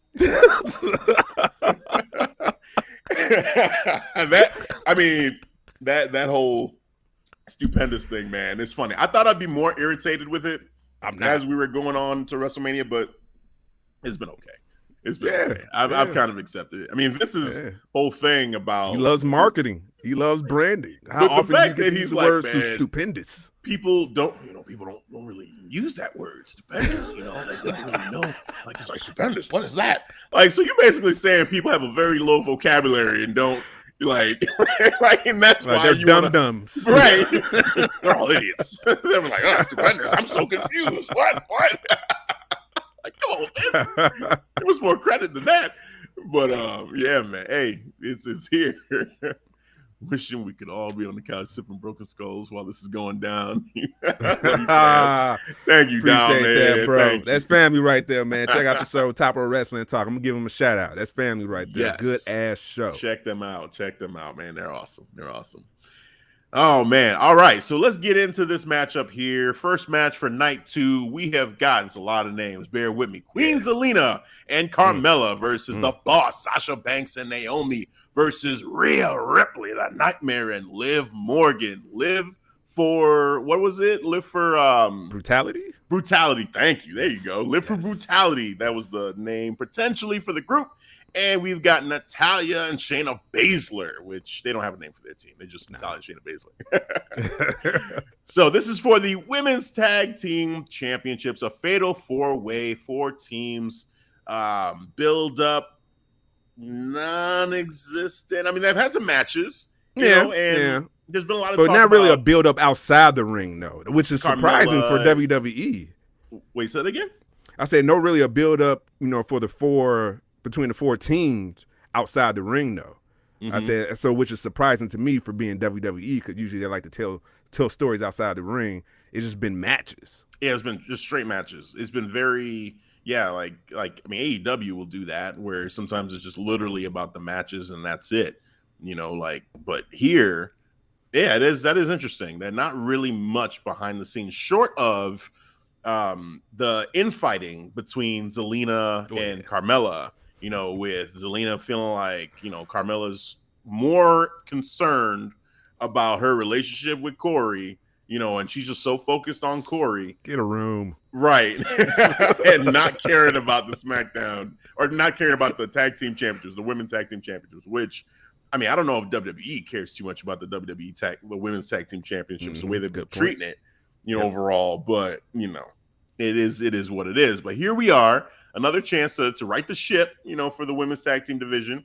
And yeah, we got to get on them a little bit for that too, because, we do get on AEW for their women's division, which they've been doing a lot better overall with the women's division. We got Toni Storm, who showed up, which that's a great addition for the women's division. I was indifferent about that debut. I was like, really? Yeah. Huh. So solely because, I don't want to detour this podcast, but I'll just mention solely because of Ruby Soho. I'm patient with waiting, but I saw, like, I had when Ruby Soho debuted, I was all in, and I saw what they did. I think they introduced her into a tournament, right? Mm-hmm. And then slowly she just kind of faded away. Now she's doing dark matches, man. Yeah. Okay, I see what you're saying with that. Like, if they could do that to Ruby Soho, how long before they do that to Toni Storm, or she's just on dark? I mean, I get you. I feel like I'm happy to see Toni Storm back in the ring, because she's a very talented wrestler. She never really got a fair shake on the main roster for WWE. The build-up between her and Charlotte was, pie in the face. That's not really what is this? So I'm hoping we get more, but to your point, we'll see. But I'll still give them their just due that I feel like it has been a little bit better with how they've represented the women's division. Like, we're coming off of Thunder Rosa just winning the championship in the main event, so I'm feeling good about their division. But on the flip side, I feel like, on Raw and SmackDown, the tag team division for the women, it's just kind of been an afterthought. So I feel like they could do a better job with that, because sometimes I forget that it's Carmella and Zelina who are tag team champions. Like that's where we're at right now with this. So overall, I just feel like they could be doing a better job, and we should keep an eye on that and call that out too, just as much as we call out, AEW's women's division. It's basically my point with that. Keep that same energy. Exactly. So with that said, I am excited though for one thing, and that's the prediction that I have. Hopefully it happens, because I feel like these two women are very deserving of being champion. I think I alluded to it on the last show, but I'm gonna bring it up again. Rhea Ripley and Liv Morgan, that's my pick. That is going to be my pick. And again, the reason is, one, they have great chemistry with each other already. I feel like them together, it just feels like peanut butter and jelly, like they were meant to be together. Live for Brutality, if they go with that as an official name, awesome. Like it just fits. It's money. They've synchronized their entrance, like from the ramp to the ring. They're in line with each other to Rhea's music, and it feels right. And for Liv especially, she's never won a championship in WWE. Like, not one.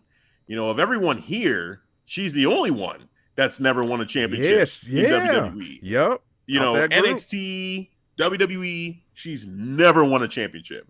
So this would be a beautiful payoff for all of her hard work, would be for her to finally win it. And I can just imagine she's going to be in tears, because she's very easily, moved, in moments in her matches, which, I always, when I see her do that, I feel like she does a great job, in terms of just being present and being there and being unafraid to show her emotions in the ring. So I'm a fan. So I'm rooting for Liv. Now, it's hard because you know how big of a Sasha Banks fan I am. And Sasha's track record of WrestleMania has been terrible. So I do feel a little bit, like, I want to see Sasha win too. But I feel like Sasha's gotten to a point in her career where she is almost bigger than just bigger than these moments, and bigger than, I don't want to say bigger than wrestling, but she's big enough to handle an L in this situation. Like, it doesn't bring down her stock if she takes a loss. Fair point. She's such a big star in and out of the ring right now that it's like all of this stuff now is like it's just personal goals now. Like, what are her personal goals? Is it she's main evented WrestleMania. She's done that now. She's been a champion who's held the belt for a longer period of time than just one from a month, from one pay-per-view to the next, or from one Raw and then losing it on the next pay-per-view. She's grown from that.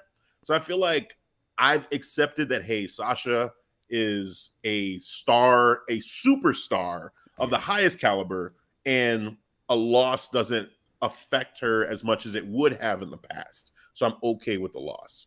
Liv to win that first championship, I'm here for it. So I'm going with Rhea and Liv for Brutality as the new women's tag team champions. This is mine. I love it. That's gonna look fire for a WrestleMania entrance, man. I wonder how it's gonna look, bro, with that, because I saw the stage and bro, they just got they got to show. I want to see the full. And I mean, it's not like they have commercials to cut away from it or whatever, but yeah, they better just like show all of these entrances so we can all really take it in. Because to your point, I'm very excited for their entrance, to see them coming out together, and I'm going to be rooting for them. So yeah. I think I'm heading that direction too with my pick with Live for Brutality.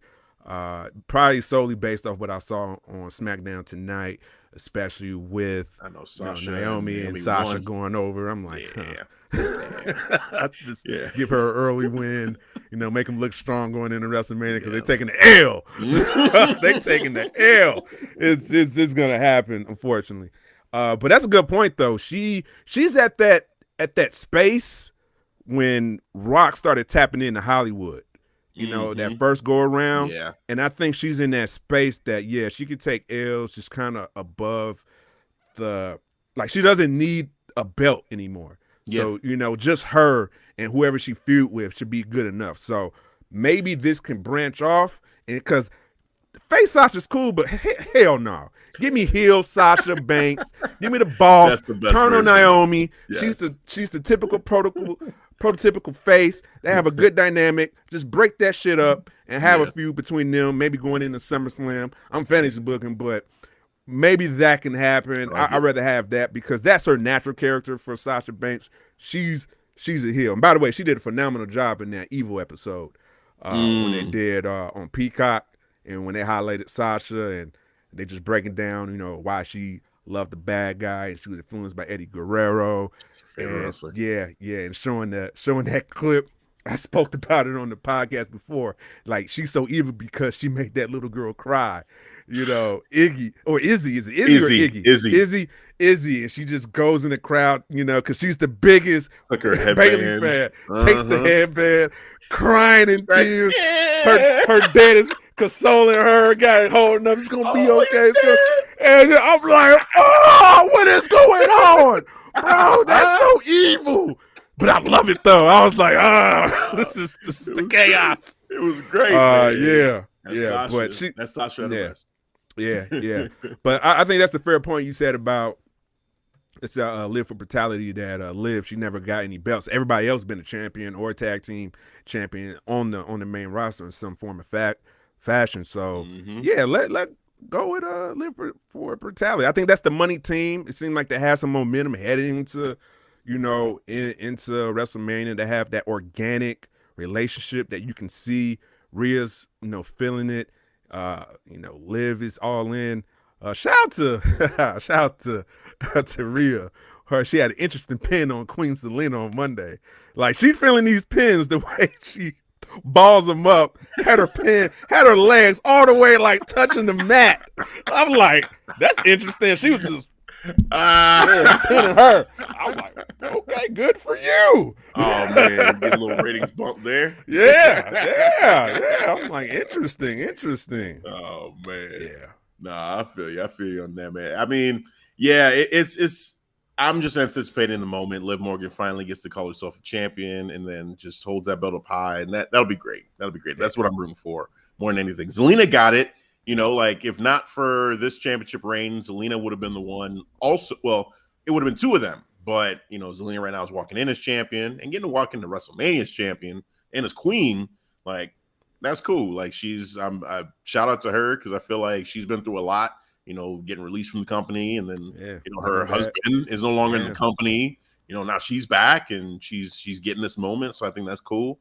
But yeah, just for Liv, I think it's huge. For Rhea too, her career since she's come up from NXT has been a little up and down. So hopefully this is the start of something good as far as like, okay, now we got some momentum. Let's do something with it. Let's keep going. So I'm excited. I'm excited for this matchup. It should be fun. All right. Next up, we've got Johnny Knoxville. Yeah! You heard it right. Johnny Knoxville versus Sami Zayn in an anything goes match.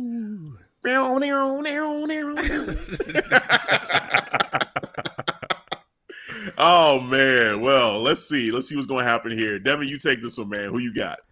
I'm going with Johnny Knoxville. See it in your eyes like, am I really gonna say this? Yeah, I'm about to say it. Fuck it. I'm all in. I gotta say it. I'm gonna put it out there. I'm gonna put that energy out there. I don't care what the opinions come with it. I don't care. But I'm going with Johnny Knoxville. He probably get some help from the Jackass team because anything goes. Exactly. Yeah, I could see that, but possibly Johnny's going to take a beating. He's going to take a beating. Oh, yeah. The build has been interesting, though, because I've been interested in the build, actually, primarily on Sami Zayn, because he's been doing great character work, especially having that good chemistry with Johnny Knoxville. He's the reason why he's not the Intercontinental Champion anymore, and so he has a reason to beat his ass. So he has motivation behind this story. So I'm digging it. Now everybody not feeling this. Some people say I don't give a shit about this match. I don't care. More for me, because I'm enjoying the shit out of this. This is entertainment. Oh man, I think it's gonna be entertaining for sure. I'm not like fully invested in this match necessarily. I feel like, again, I think about the people that are not on the card, and I'm like, you could have found a way to get. You got two nights, and you can't fit some people on. Like, but with that said, I feel like, Johnny Knoxville, man, it's been funny watching what he's been doing to Sami Zayn. I do think he's gonna get his ass beat. But yeah, I feel like Johnny Knoxville is going to walk away with a dub. I think he's going to beat Sami Zayn. I really do. I feel like he's got to get help because you got to protect Sami. You can't just have him beat him straight up. You do. Make it make sense. I think he's going to get it. Yeah. I think the cast is going to come out and help him out somehow. Maybe get some wrestlers who are just fans of Johnny, and that'll set up whatever they're going to do at WrestleMania Backlash. Because you always bring that back home. It's all about the rematch show. It's all about the rematch show.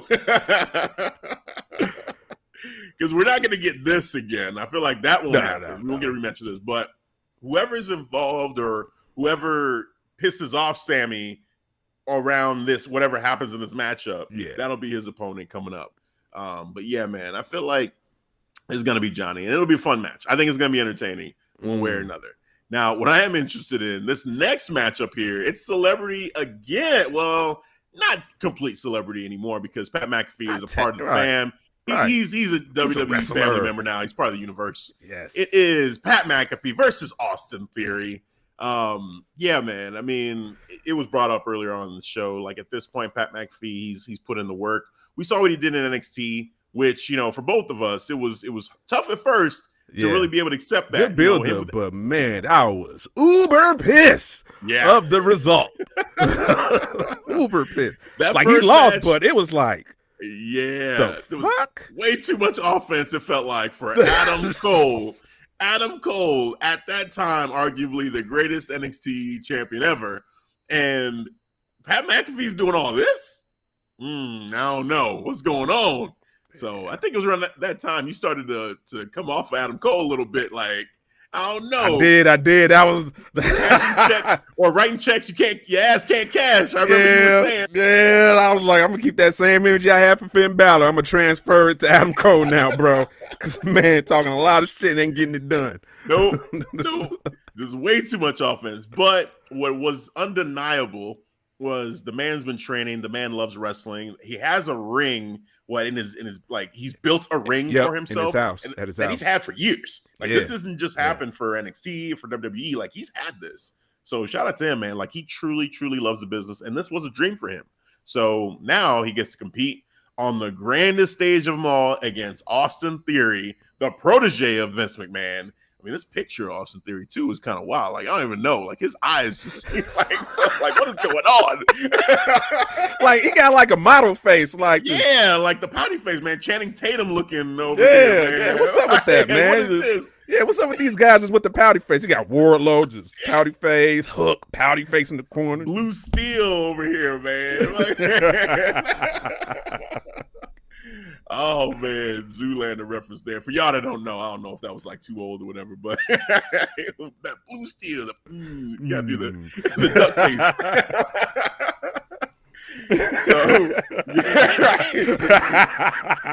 So McAfee and Austin Theory.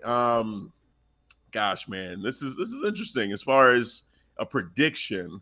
I'm going to go with Pat McAfee to win this matchup, which is kind of a little crazy because it's two celebrities back to back. And I think they're going to mix this up. I feel like even though we have this order, I don't know that you put both of them back to back like that. Yeah, they probably would mix it up. But, I mean, it is what it is. Like, we'll see what they do. But I just feel like somehow, some way, McAfee gets the win. I mean, as I'm saying it, I'm kind of talking I'm thinking myself out of it because Johnny Knoxville, I think, pretty surely is going to get help and he's going to win that matchup. Mm-hmm. With Pat McAfee and Austin Theory, there's no help necessarily that I can see coming, for Pat McAfee. And Austin Theory is a guy you're actually trying to build up to be, one of the next stars in WWE. So if he takes a loss to an announcer, like, what does that look like? You know what I'm saying? Like, that just feels a little bit off to have Austin Theory lose. Like, you just sapped away all of his momentum. Well, yeah. So, fair point. But damn. he went like bell to bell with Adam Cole, the greatest wrestler, greatest champion. You know what I'm saying? Like, if you take that as canon, if we're saying that's canon, which we don't know anymore, I can't not unsee that. That's a part of my memory bank right now, right. Bro. Damn, it's like, do they prioritize building Austin Theory, or do they just say, hey, it's WrestleMania, let's give people that feel-good moment and go with Pat McAfee to get the dub, and then just do the whole thing all over again? Say it with me now, at WrestleMania Backlash. We get the rematch.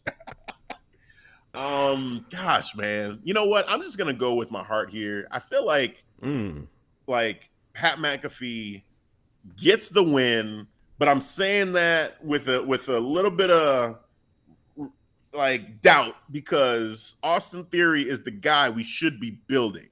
Like, if I'm booking this right now, if I'm in Vince's shoes and I have the power to say who wins this match, yeah, I damn sure protect Austin Theory, and I feel like I probably find a way through heel tactics to have Austin Theory win this matchup so that Pat McAfee looks good. That makes a lot of sense. But that Austin Theory can continue to grow as a heel. Damn. I could see a banger of a match, and then all of a sudden Austin Theory nut shot. Yeah, it's like, okay, we're just going to have a straight up match, and then, yeah, exactly, low blow, and then Austin Theory wins that way. Yeah, you know what? I'm going to go with Austin Theory. I think they're going to give Austin Theory the victory. I just changed my own mind. We might get a rematch for WrestleMania Backlash for this. We might get a rematch. Potential rematch for this. I won't be mad at them for, like, unlike with Adam Cole, yeah. If Pat McAfee wins, I definitely won't be upset about it, because it just feels like, given what the story and how it's building and everything, like, I actually want Pat McAfee to win. So my heart says I'm going to be rooting for him regardless. Like, damn the prediction, I'm rooting for Pat McAfee. But as a booker, I'm thinking Austin is the guy you have to build with this. It's kind of a failure, really. Like, if he loses this matchup, how do you go and build him to, inevitably, it seems like they're building him for the United States Championship. So, how do you go from him losing to Pat McAfee to then beating Finn Balor? Like, that really won't make sense. I mean, it just, they may do it, but I don't know. So I'm going to go with Austin Theory, actually, for this one. Okay. Yeah. Again, following the rule of, the good guys usually will win at these WrestleManias unless you have a really good reason for that heel to go over. Mm-hmm. And I feel like the good reason here is, Pat McAfee's an announcer. And Austin Theory's the wrestler. He can go, though. Yeah, he can go. He can go. Unless we're saying Pat McAfee's going to be on the main roster and he's going to be wrestling, and now we're building him for Intercontinental title run. Which he don't need that. He doesn't need it, but Austin needs it. That's tough. Yeah, I didn't think this would be a tough pick until you started breaking it down. I'm like, you know what? This is harder than I actually thought. But I think I'm going to go with Pat McAfee.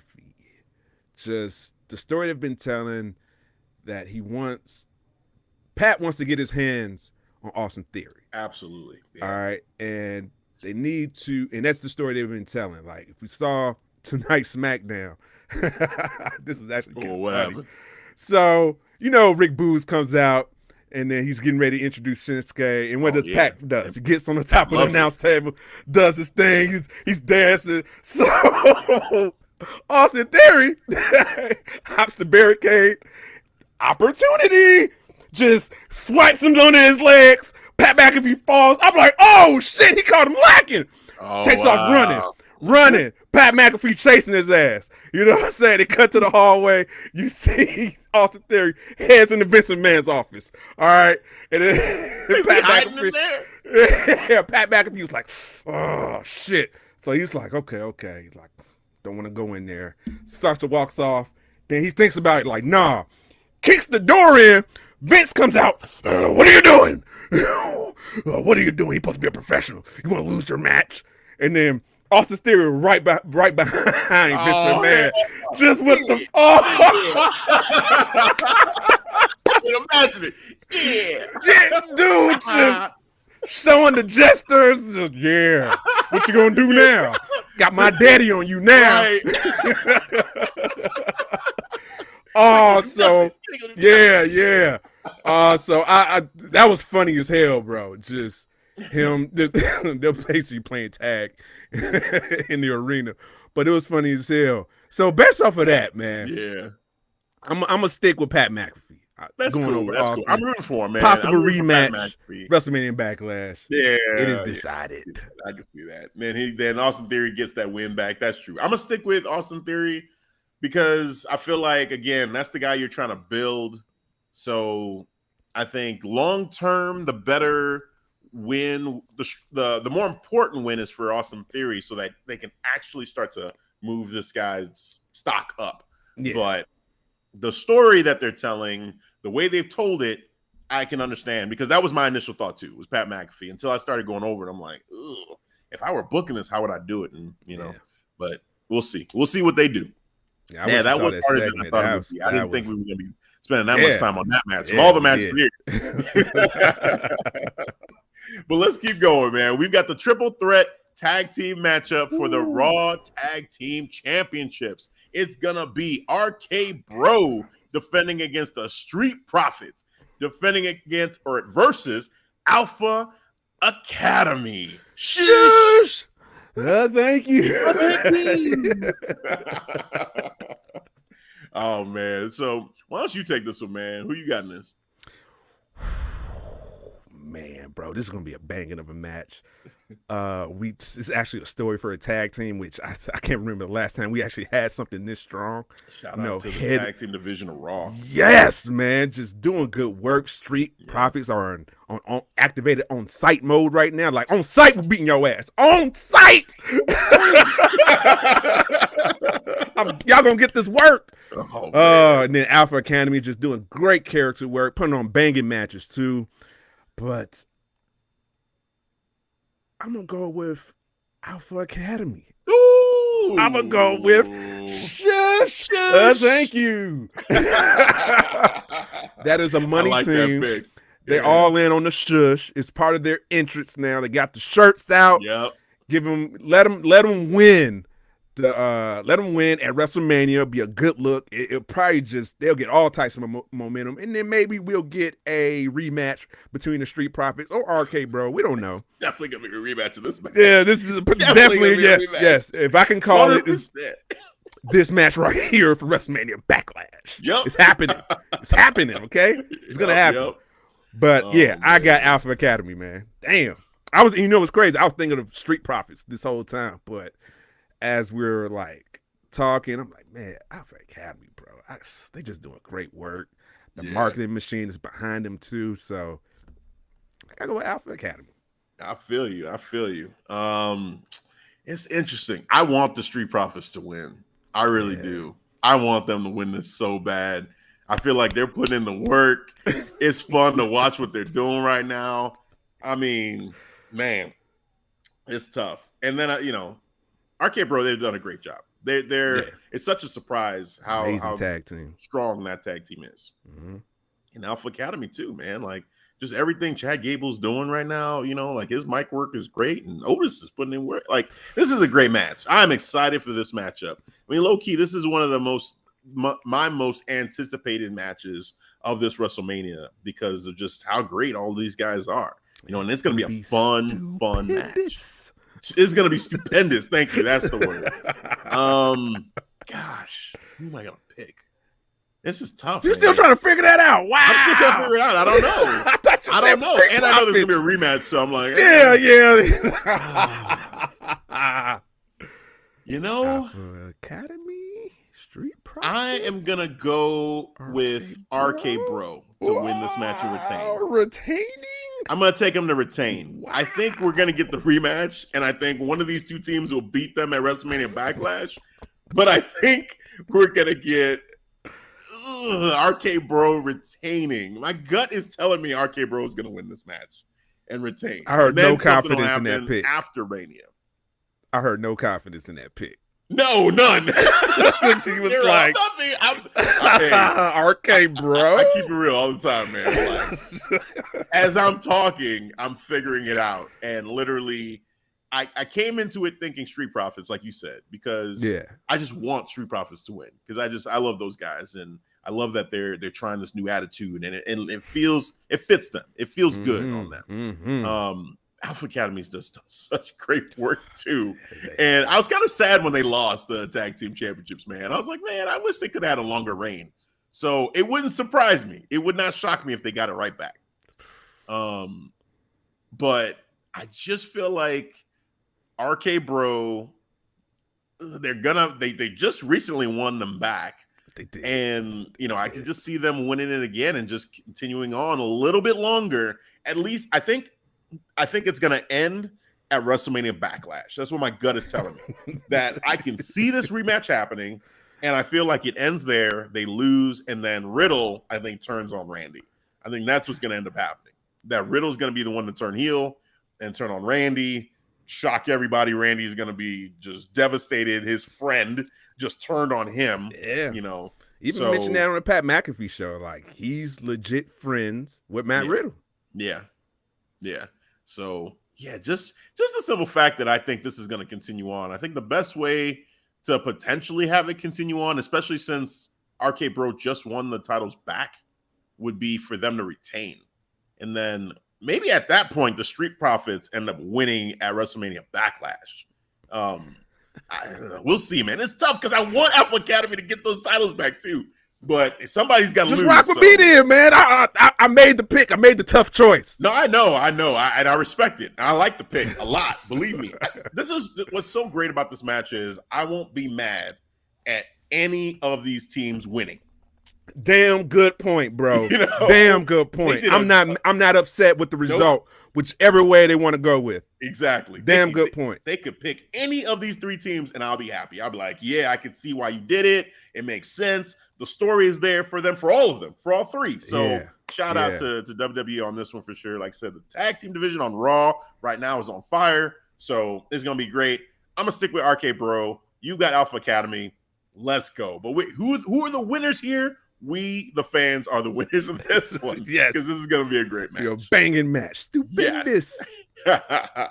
All right. Now, this next one right here. Okay. Grudge match between the new Edge versus Poetic Edge. not Poetic Edge versus the phenomenal AJ Styles.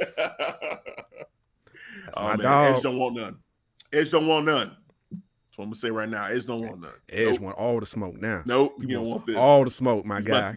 The best version of AJ Styles here. This is purely shit art. Against this new Edge. This new Edge. It's like, bro, I am the trendsetter.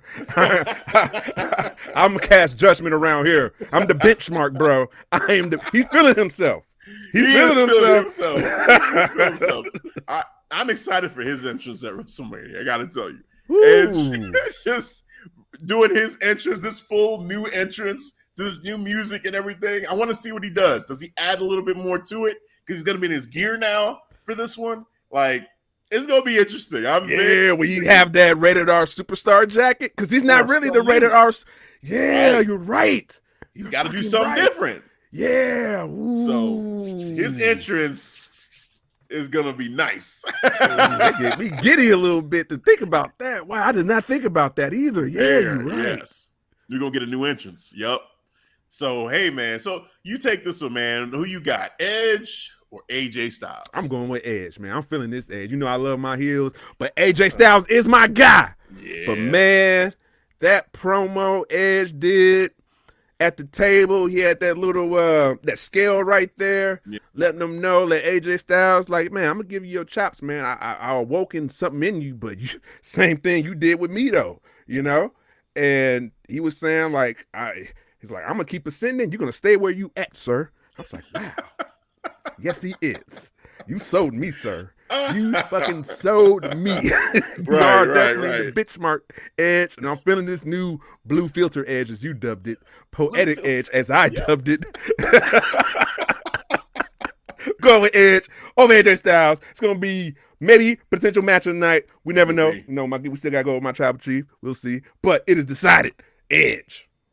Yeah, this is tough, man. This is tough. I love AJ. I love AJ. And I would love to see him get a dub after this whole thing with Omos and, being treated like he's the weak link. And, then at Elimination Chamber, him and Seth both got beat, like that by Brock.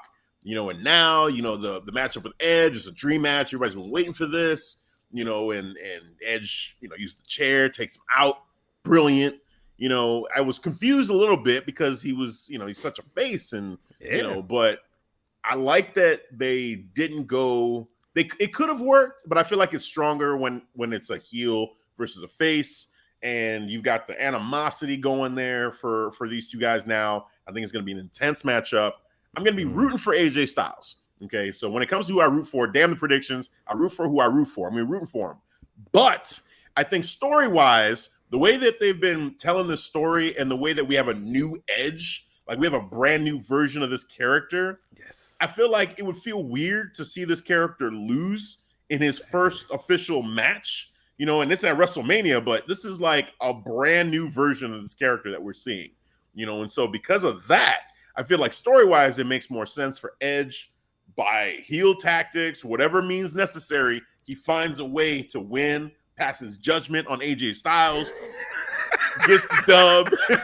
That's judgment. I like that. You know what I'm saying? And makes it happen. I feel like it's going to happen. We will see Edge be victorious over AJ Styles. I'm going to be rooting for AJ, and it's going to be fun because, it's just, it is what it is. Like, you got your wrestlers you root for, and you root for them no matter what. But my thinking cap on, the Messiah cap on, I'm looking at it, I'm saying, it just makes sense that Edge would go over in this matchup. Again, new character, new attitude. You got to pay this off. You got a new heel that you can use going forward to build up and have all these other guys, these other top guys, test their mettle against and be judged by. Judge Finn Balor, Judge Seth Rollins again, like whoever it is, Judge Cody, Man. Oh, shit. Oh, man. Like we got to go with this. You got to keep this going. You don't sap that momentum before it started. So Edge is the pick there. Ah, great pick. Yeah. I wonder if Edge will come out like with a scale. You still think about that entrance? Yeah, passing judgment. Yeah. Have you seen the series Moon Knight? Yeah, I know what you. Yeah. So the guy scales, with the passing judgment. That's what it reminds me of, man. They could. That's his entrance video has the scales, where the Justice is blind, but it's Beth Phoenix instead of just some random lady there. It's like Beth Phoenix with a blindfold. Oh, man. Yeah, man. I'm with it. I think it's fun. And, just continue the momentum for this new heel character. It's Edge. Edge is the pick. Yeah. All right. We are down to the final two matches of WrestleMania. The most stupendous WrestleMania. Stupendous. Now, this one is going to be interesting because for some it might be a bathroom break, but it's tough because you got the Almighty, the return of the Almighty, Bobby Lashley.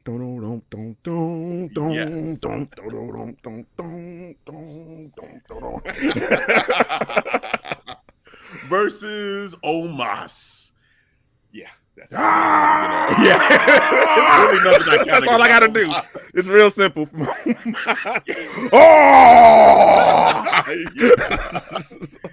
Nobody could dominate me. Nobody. Okay, all right. If you say so. Yeah. I guess. Yeah, I don't know, man. I'm not feeling the match. I'm excited to see Bobby, because Bobby's awesome. Yeah. But I don't know what they're gonna do here.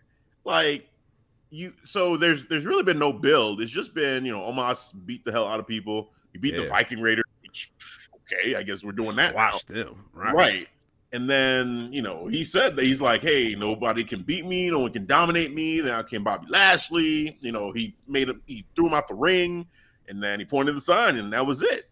So I don't know, man. And it's funny because we had talked about this, like who should Omos go against after AJ? Yeah. And I think Bobby Lashley. Yep. Yeah. But I was hoping for more of a story than what we're getting right now. So that's where it just leaves me kind of confused as to how we're going to do this. You're building Omos, and if you really believe in him, you don't have him take an L like this in his first WrestleMania singles match. But with that said, it's Bobby Lashley. You're going to have him beat Bobby? I mean, that's tough, man. That's tough. Begrudgingly, what are you going to go with? I feel like they're going to have Omos go over. Ooh. It doesn't feel right, but I think they're not going to have him lose the way they're building him up. They're going to make it tougher. They're going to say, this was the toughest match he's ever had. Yeah. And he might even break out the Hurt Lock, or if Bobby can even lock it in, so I feel like we're going to see these two go at it, but I think we're going to see Omos go over and win. And even though I'm making the prediction, I feel like when I watch it, I'm not going to like seeing it. I'm going to look at it and be like, damn, y'all had this dude. He's not as good as Bobby. No, clearly. He's not even in his not in his league, man. Universe. Yes. He's not. But I think they're going to do it. I think they're going to have Omos win. That's gonna be and it hurts me because he's Nigerian too. I know he's your Nigerian brother, bro. Like I am happy for him in being in this moment, but he's not ready. He still has a lot of work to do, and he's growing up here. Like he really should be in NXT if we're being real. Like he should be developing versus being here. But good point. It is what it is, and he had a great mentor in AJ Styles. I just wish we saw more of. More development from him than what we've seen. The mic work is not there. The in-ring is even kind of like, And now you're at WrestleMania. And potentially you're the match before the main event. Like, that's why I said this might be a bathroom break for some people. They'll be like, oh, okay, well, so we got one more match before the real match starts. Right. Drink a whole bunch of beer. Got to hit this restroom real quick. I feel like we might see that, but anyway, I got Omos. Begrudgingly, I got Omos. Yeah, you might be right about the bathroom break. You might see a lot of people getting up, walking back and forth in the stadium. Yeah, just like empty seats, no one cares. Chance of other things. Just see a lot. Excuse me. Go. Oh man, yeah, it's gonna be. I hope not. You know what I'm saying? Like, this Bobby Lashley. Yeah, it's Bobby. And just out of respect for Bobby, I hope not. But missed opportunity for a proper build for Omos. He didn't need like these squash matches because we seen it, man. We seen how he's dominating against when he was paired up with AJ Styles, so we've seen this. There was no reason to take a step back and go right back to squash matches. To me, that didn't make sense, and to me, that was just boring then. But he's still green as hell, but I do like his archaic way of an old school big guy, yelling, more charisma if anything. So it's a good dance partner for Bobby because he has that power game and he can teach him a thing or two in that ring. So you might come out better after this, after this dance. But in the end, I want to say Bobby. Fuck it. Bobby. Hey! So, I'm on the other side of the fence. It's decided. Okay. Bobby going over Omos. I like it, man. Maybe he'll get him on his knees and put him in that hurt lock. Just like, if he puts Omos out, oh man, that would be great. I'm not gonna lie, man. I'm like, yes. I'd be so happy. Oh, please make me wrong. I want to lose this prediction. I'm just thinking. This is a prediction. You want to lose. I want to lose it. I'm just using my head and saying like, I get they're you. building Omos. Yeah. This is a straight heart pick for me, man. I could use my head, but I like it. I'm ignoring this brain right now. Maybe because I'm in WrestleMania mode, so I'm just a little bit more amped up. I feel you, man. Thank you for making that pick. That made me feel better. Like, okay, well, at least one of us picked. Right, I'm here for you. Yes. Awesome. All right, we're there. It's that time. We're at the main event. Oh, man. The most stupendous main event in WWE history. The most stupendous main event in WrestleMania history. We have the Beast, the Saskatchewan Beast, Brock Lesnar, the WWE champion, versus the head of the table, the tribal chief, the needle mover. Say that one more time. Needle mover. In your face. Oh, man. God mode himself. God mode activated.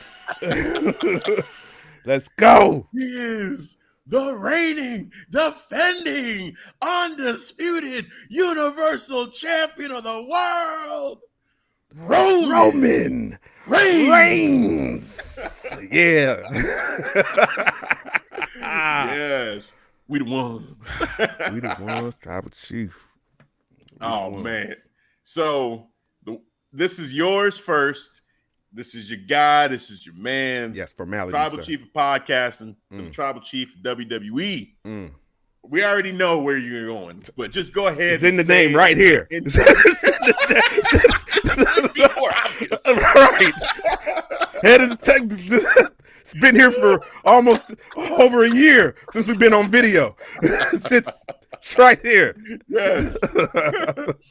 But hey, man, the floor is yours.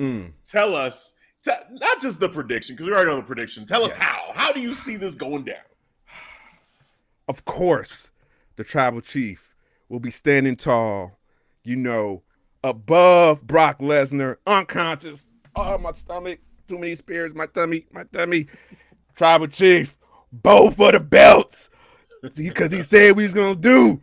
He got him right there. That's the image we're going to see. I have been enjoying this feud lately because of both men, Not only I got to give the tribal chief his dues, tribal chief, we the ones, but Brock Lesnar faced Brock.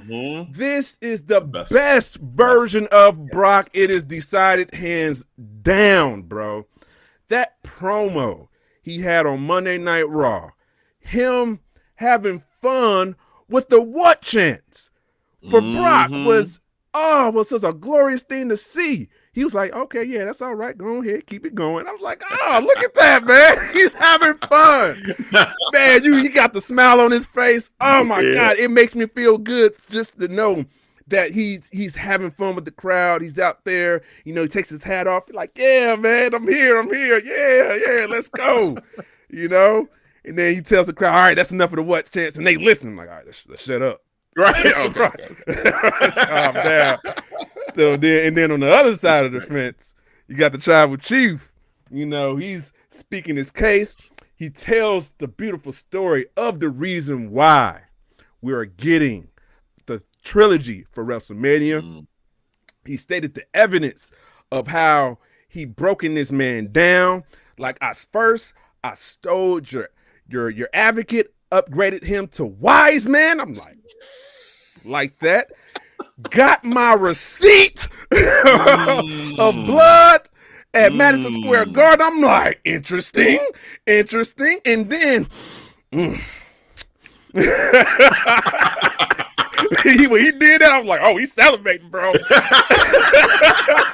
then I'm going to take his title. I was like, oh, yes, he's going for the triple trifecta. Yes, tribal chief is going to break. He's taking everything from him. And he will be the double champion. Oh, I'm sorry, not double champion. New unified champion of the world. Top dog, tribal chief, head of the table. It is decided. It is decided. Man. Dude, hey. Usually I have fun with this and I'll just be saying, I might say, hey, but what about Brock and this and that? But I'm not going to do that. I'm not doing that this time because I've been saying it for a while. It's the worst kept secret, as far as who I'm picking on this one as well. The minute it was said that it was going to be Roman Reigns versus Brock Lesnar, I said Roman Reigns has to win that match. He has to win that match. It only makes sense. We've been talking about this for a while. Since Brock Lesnar showed up, they've been teasing this matchup, and I said, if that match happens, it's got to be Roman Reigns. Now, Seth threw a little bit of a monkey wrench and all that. He did. When he got involved, I was like, and Roman has never beaten Seth. I was like, okay. But then Seth's not here. Now it's just him, it's just Roman, and it's just Brock. And Roman has yet to beat Brock at Mania. He lost that last matchup at Mania. He was pissed. Shocked everybody that it happened. Yeah. Like, wait, Brock won? He beat Roman? That's supposed to be the guy. So now here we are. You know, Roman, you said it beautifully, how he's slowly, little by little, taken from Brock. There's one thing left to do, and that's to take that title, to take that WWE Championship, and to put, he's already got one on one shoulder, put the other one on the other shoulder, and let's go. The real question, I think, is how is Paul Heyman going to carry both of these championships on his way to the ring? I think actually we get a new title. You think we get one championship? One, okay, I can see that. So, all right. So do you think this is gonna end the brand split for sure? Then, maybe not. But seeing Roman on Monday Night Raw felt refreshing. Yeah. You know, it looked felt good on Raw. Yeah, and he said, "Hey, I used to run." He said, "Hey, I used to run Monday Night Raw." Right.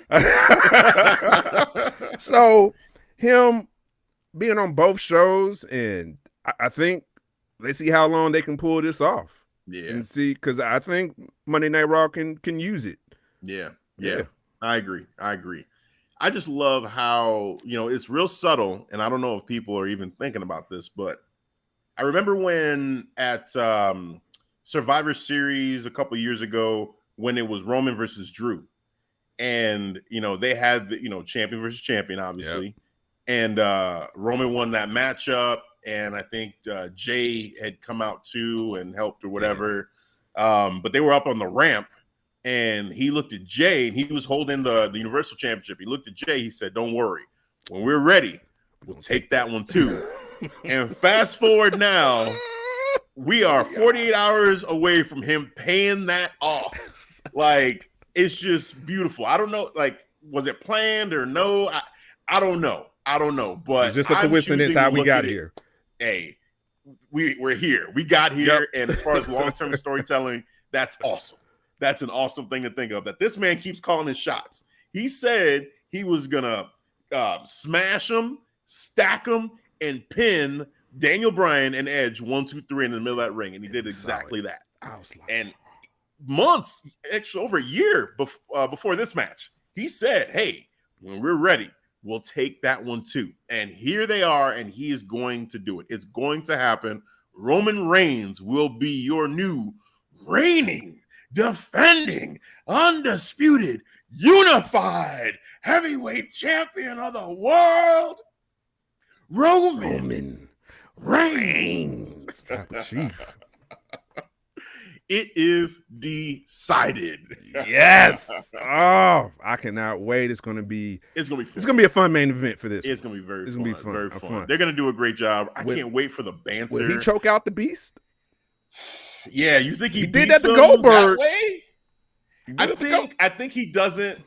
Oh, that's tough. I think he pins him 1, 2, 3, because I think he even said that. He said he was going to pin him 1, 2, 3, and he's going to hold both championships and stand over him as the new unified champion. I think he may try to submit him, but I think either through rope break or whatever that Brock is going to get out of that, and he'll be one of the first people to get out of that. Yeah. But then I think we get the spear and the 1, 2, 3. That's what I think. That'd be amazing if he chokes him out. I mean, I don't think people will be able to understand. Like, wait a minute. Dude, I will mark out. I'll probably make a selfie video and just start laughing at everybody who died at my tribal chief. I'm like, look at this. Look at the TV. He choked this man. He choked this man out. Thanks. You should. If that happens, please do it. It is decided. Yes. Oh, man, I'm going to be looking forward to that for sure, because there's a high chance that happens, man. This is Roman Reigns. Like, I have a hard time seeing, like, anybody right now who they would even think to have take the win. Like whoever that person is, they've got to be real careful with it because there's so much buildup right now to this streak, to this title reign that whoever you give that to, that's a lot of responsibility. Now you're the person that beat Roman Reigns, you better be ready for that. Be ready to be the man, be ready to be the guy. And the closest thing to that in WWE right now is probably not even in WWE. It's probably Braun Breaker, honestly, from NXT. I would say, and he's probably still a little ways away from that. Yeah, he is. So you got to build him up. Maybe, man. It's going to take a little bit of time. Yeah, that's going to take some time, bro. Yeah. Then once he gets to the main roster, you build him up, you have him win that Rumble, and then you set that match up to make him the guy if he feels like he's ready at that time. Otherwise, I mean, Drew is on SmackDown with them, and there's ways that makes sense, but they got some work to do because this whole thing with Happy Corbin, it's not really doing anything for Drew. Nah, man, it's not elevating Drew. No. Yeah, And so it's hard. It's hard to even think of like who's on that level to say, yeah, if they beat Roman, one, we would accept it, because I mean, you could book it, but will it be an acceptable loss for just anybody to win? Yeah. Probably not at this point. Now you really got to, like, if let's say Bobby Lashley were to go against Roman Reigns, right? Okay. Like I could see that. And if he beats Roman, holy shit, like that would be huge. Sentimentally, I want to say Big E, someone like that, give him, because what a moment that would be. The return, first of all, after this injury, and then to put him at WrestleMania against Roman, the unified champion, and at that point, he would have been champion for how many years now? I don't know. I lose a count. He hasn't even been pinned yet. He hasn't been pinned. So to say like Big E would pin Roman Reigns at WrestleMania to become the new unified champion, like I just that to me would just be like I might cry. Like literally, if that were to happen, like, and I don't usually cry for wrestling, like there's times the match with Roman and Jay that got me. I felt it. That got me. I know it unexpectedly got you, too. It was like, whoa, what the hell is this coming from, bro? Right, exactly. Like I felt the emotion there, but definitely I feel like because of everything Big E has been through, even before the injury, like just the way he lost the championship, for him to feel like, oh, it's over, like they don't have any belief or faith in him anymore, to then climb back to that spot and have a chance to be champion again. Even just the match itself, just having the match would be amazing, let alone him winning. Holy shit. So that'd be amazing, but I don't know. We'll see. But right now, it's Roman Reigns, and then there's everybody else. I'm sorry. Yes. There's Roman over everybody at this point, man. Yes. Like, and shout out to that Peacock too, of the Evil, because I ain't binge watched them all, and I think the last episode was on the Tribal Chief. Remarkable documentary, how they did it, telling his story. How he came in as the part of the Shield, and how they kind of switched him into the baby face. I forgot, I used to wear blue contacts too. That's wild. I saw. I'm like, holy crazy. Shit! They really changed him. He had blue contacts, tried to build him into this white meat baby face, but it just didn't work. And for him to admit that when he got booed at was the 2015 Royal Rumble when he won, he said his feelings were hurt. I was like, wow. Like he was legitimately hurt. Yeah. And then again, when he came back from leukemia, he still got booed. Yeah. I was like, wow. The whole Royal Rumble thing, that wasn't his fault. That was just more about, at that time, the Daniel Bryan craze. It happened to Batista too. Everybody was just wanting wanting Daniel Bryan. And then Batista was the guy they picked instead, so he got booed. And it was funny because Roman Reigns was getting cheered because it was him and Batista at the end. And everyone wanted Roman to beat Batista. Yep. More because, it was like, no, fuck this. We see what you guys are doing. No, we don't want Batista anymore because you want Batista over Daniel Bryan. But then the next year, it's like, okay, we're building Roman, but it's like, wait, now it's Roman's that guy you're picking over Daniel Bryan. And I think at that time, CM Punk, and it's like, what's going on? And it's not his fault. Like, he's doing what he's supposed to do. And he's not as popular as these other guys, but, it was what it was. So, and then the whole leukemia thing like that, yeah, that sucks. But he has done such a wonderful job as this character, and just being himself, in this character. Yep. Because he says he's not playing the character. I'm like, I am the character. Yep. And I believe it. Okay. Yep, and I believe it. He just seems so comfortable, as this character. He's just having fun in this character. The whole thing with Jay, that was the best part of this whole storyline for me. With him just showing that emotion and then flipping out of it, and then just choking out Jimmy. Him out. No and remorse. Jay saying, I quit. Then he stood up and like nothing happened.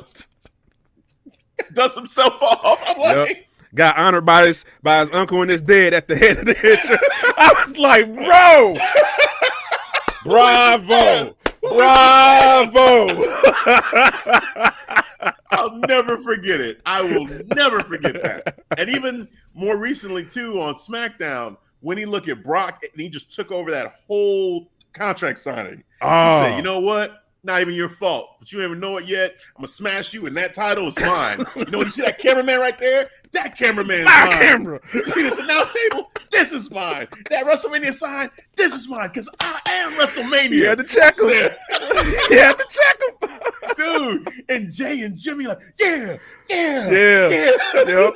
Boy, they pointing to the crowd. He was like, yeah, this is all him. My crowd. Here for me. Him responding. My announcers. Even on Monday Night Raw, him responding to the what chants. And, because he's trying to, break down about Brock Lesnar. All right, let's talk about Brock Lesnar. And they was like, what? You keep whatting me, I'm going to come out there and smash all of y'all like I'll smash Steve Austin, and I'm going to smash Brock Lesnar. Like, bro, he is on one. Hell yeah. Don't hurt that man's feelings. Dude. Don't hurt him. Oh, yeah, even with Seth, too, because you could tell, like, that one felt personal. Ooh. And, like, Seth laughing at him when he said, I love you. And Roman looking at him like, oh, hell no. And I know a lot of people didn't like the finish, but it made sense to me. It made sense. Because of how personal it was. He choked him out, but he's talking, too. The ref's like, let him go. He's like, no, he won't let me go. He won't let me go. I said, wow. Then he got the chair. Just went to town. Yeah. The fans booing him. He's looking around like, me? You booing me? What? Are you serious? After what this dude did, you picking him over me? Man. Okay. Wow. Just kept hitting him with the chair. Then he took that deep breath. Finally, I can move on. I can move forward. I'm cleansed now. Yeah, he just said, Roman, this has been so much fun just watching Roman do his thing, man. It's been a blessing just to be able to see this, man. It's so much fun. It's so much fun. So, yeah, man, another chapter is being added to his story at WrestleMania 38. The most stupendous WrestleMania of all time. Yes, stupendous. Yes. Super excited to see this. Any final thoughts, man? Because we've gone through the whole card, night 1 and night 2. Any final thoughts on this before we call it here? I am excited for WrestleMania, man. Just the overall spectacle of it, the larger-than-life stars, the all the way down to the aesthetic look of it, to see the pyro, to see the stage.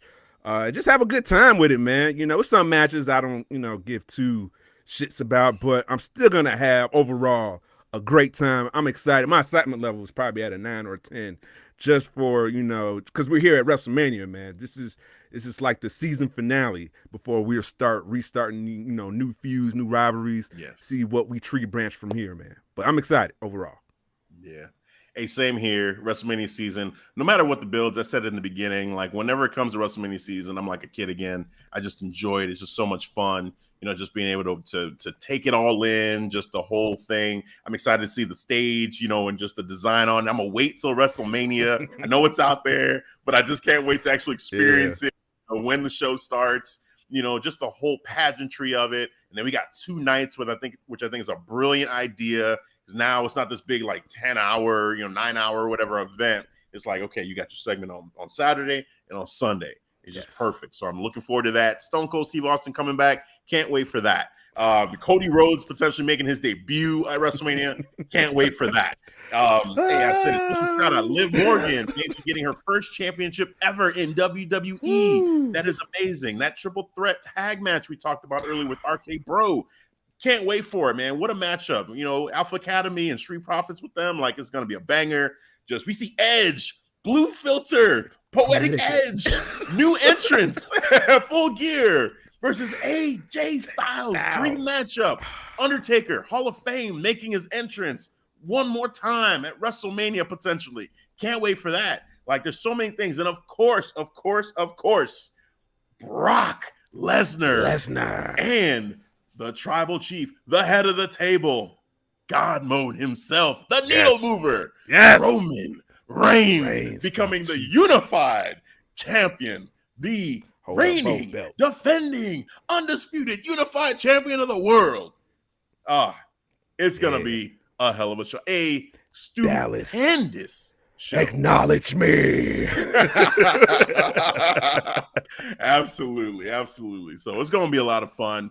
So with that said, that is going to do it for this prediction show for the most stupendous WrestleMania 38, kicking off Saturday, going on to Sunday, this 2-night extravaganza. Yeah. That's going to be the next one. Extravaganza. That was free, Liz.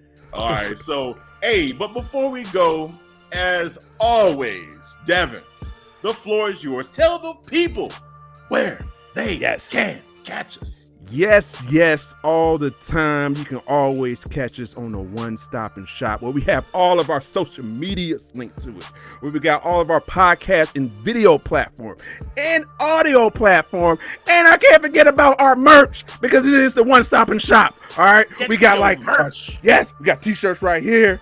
All right, and then if you down in the southern states like Dallas, get your beach towels. Beach towels. Yes. All right, get your ass off that hot ass sand. All right, Dallas, it's not a good look. It's not.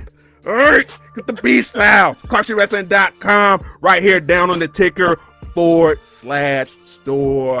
for your pleasure. It is decided. Yes. And with that said, that is going to do it for this recap or this prediction show. We got a recap coming up. I'm getting ahead of myself. I'm excited. It's WrestleMania season. That'll do it for this prediction episode for WrestleMania 38, the most stupendous WrestleMania of all time. Stupendous! For Devin, I'm Hafiz. We'll catch you guys next time. Peace. All right, guys. Thanks for listening to the Clark Street Wrestling Podcast. Stupendous! Let's get ready. Tribal Chief. Yeah, double champion, unified champion. It will happen. He will be handling the L's like we will get Circle Debate, because debate coming soon. I forgot. I will never forget. Never, ever. Yeah, Clark Street. It's all about us, because we're going to smash Circle Debate. Debate coming soon. Let's go.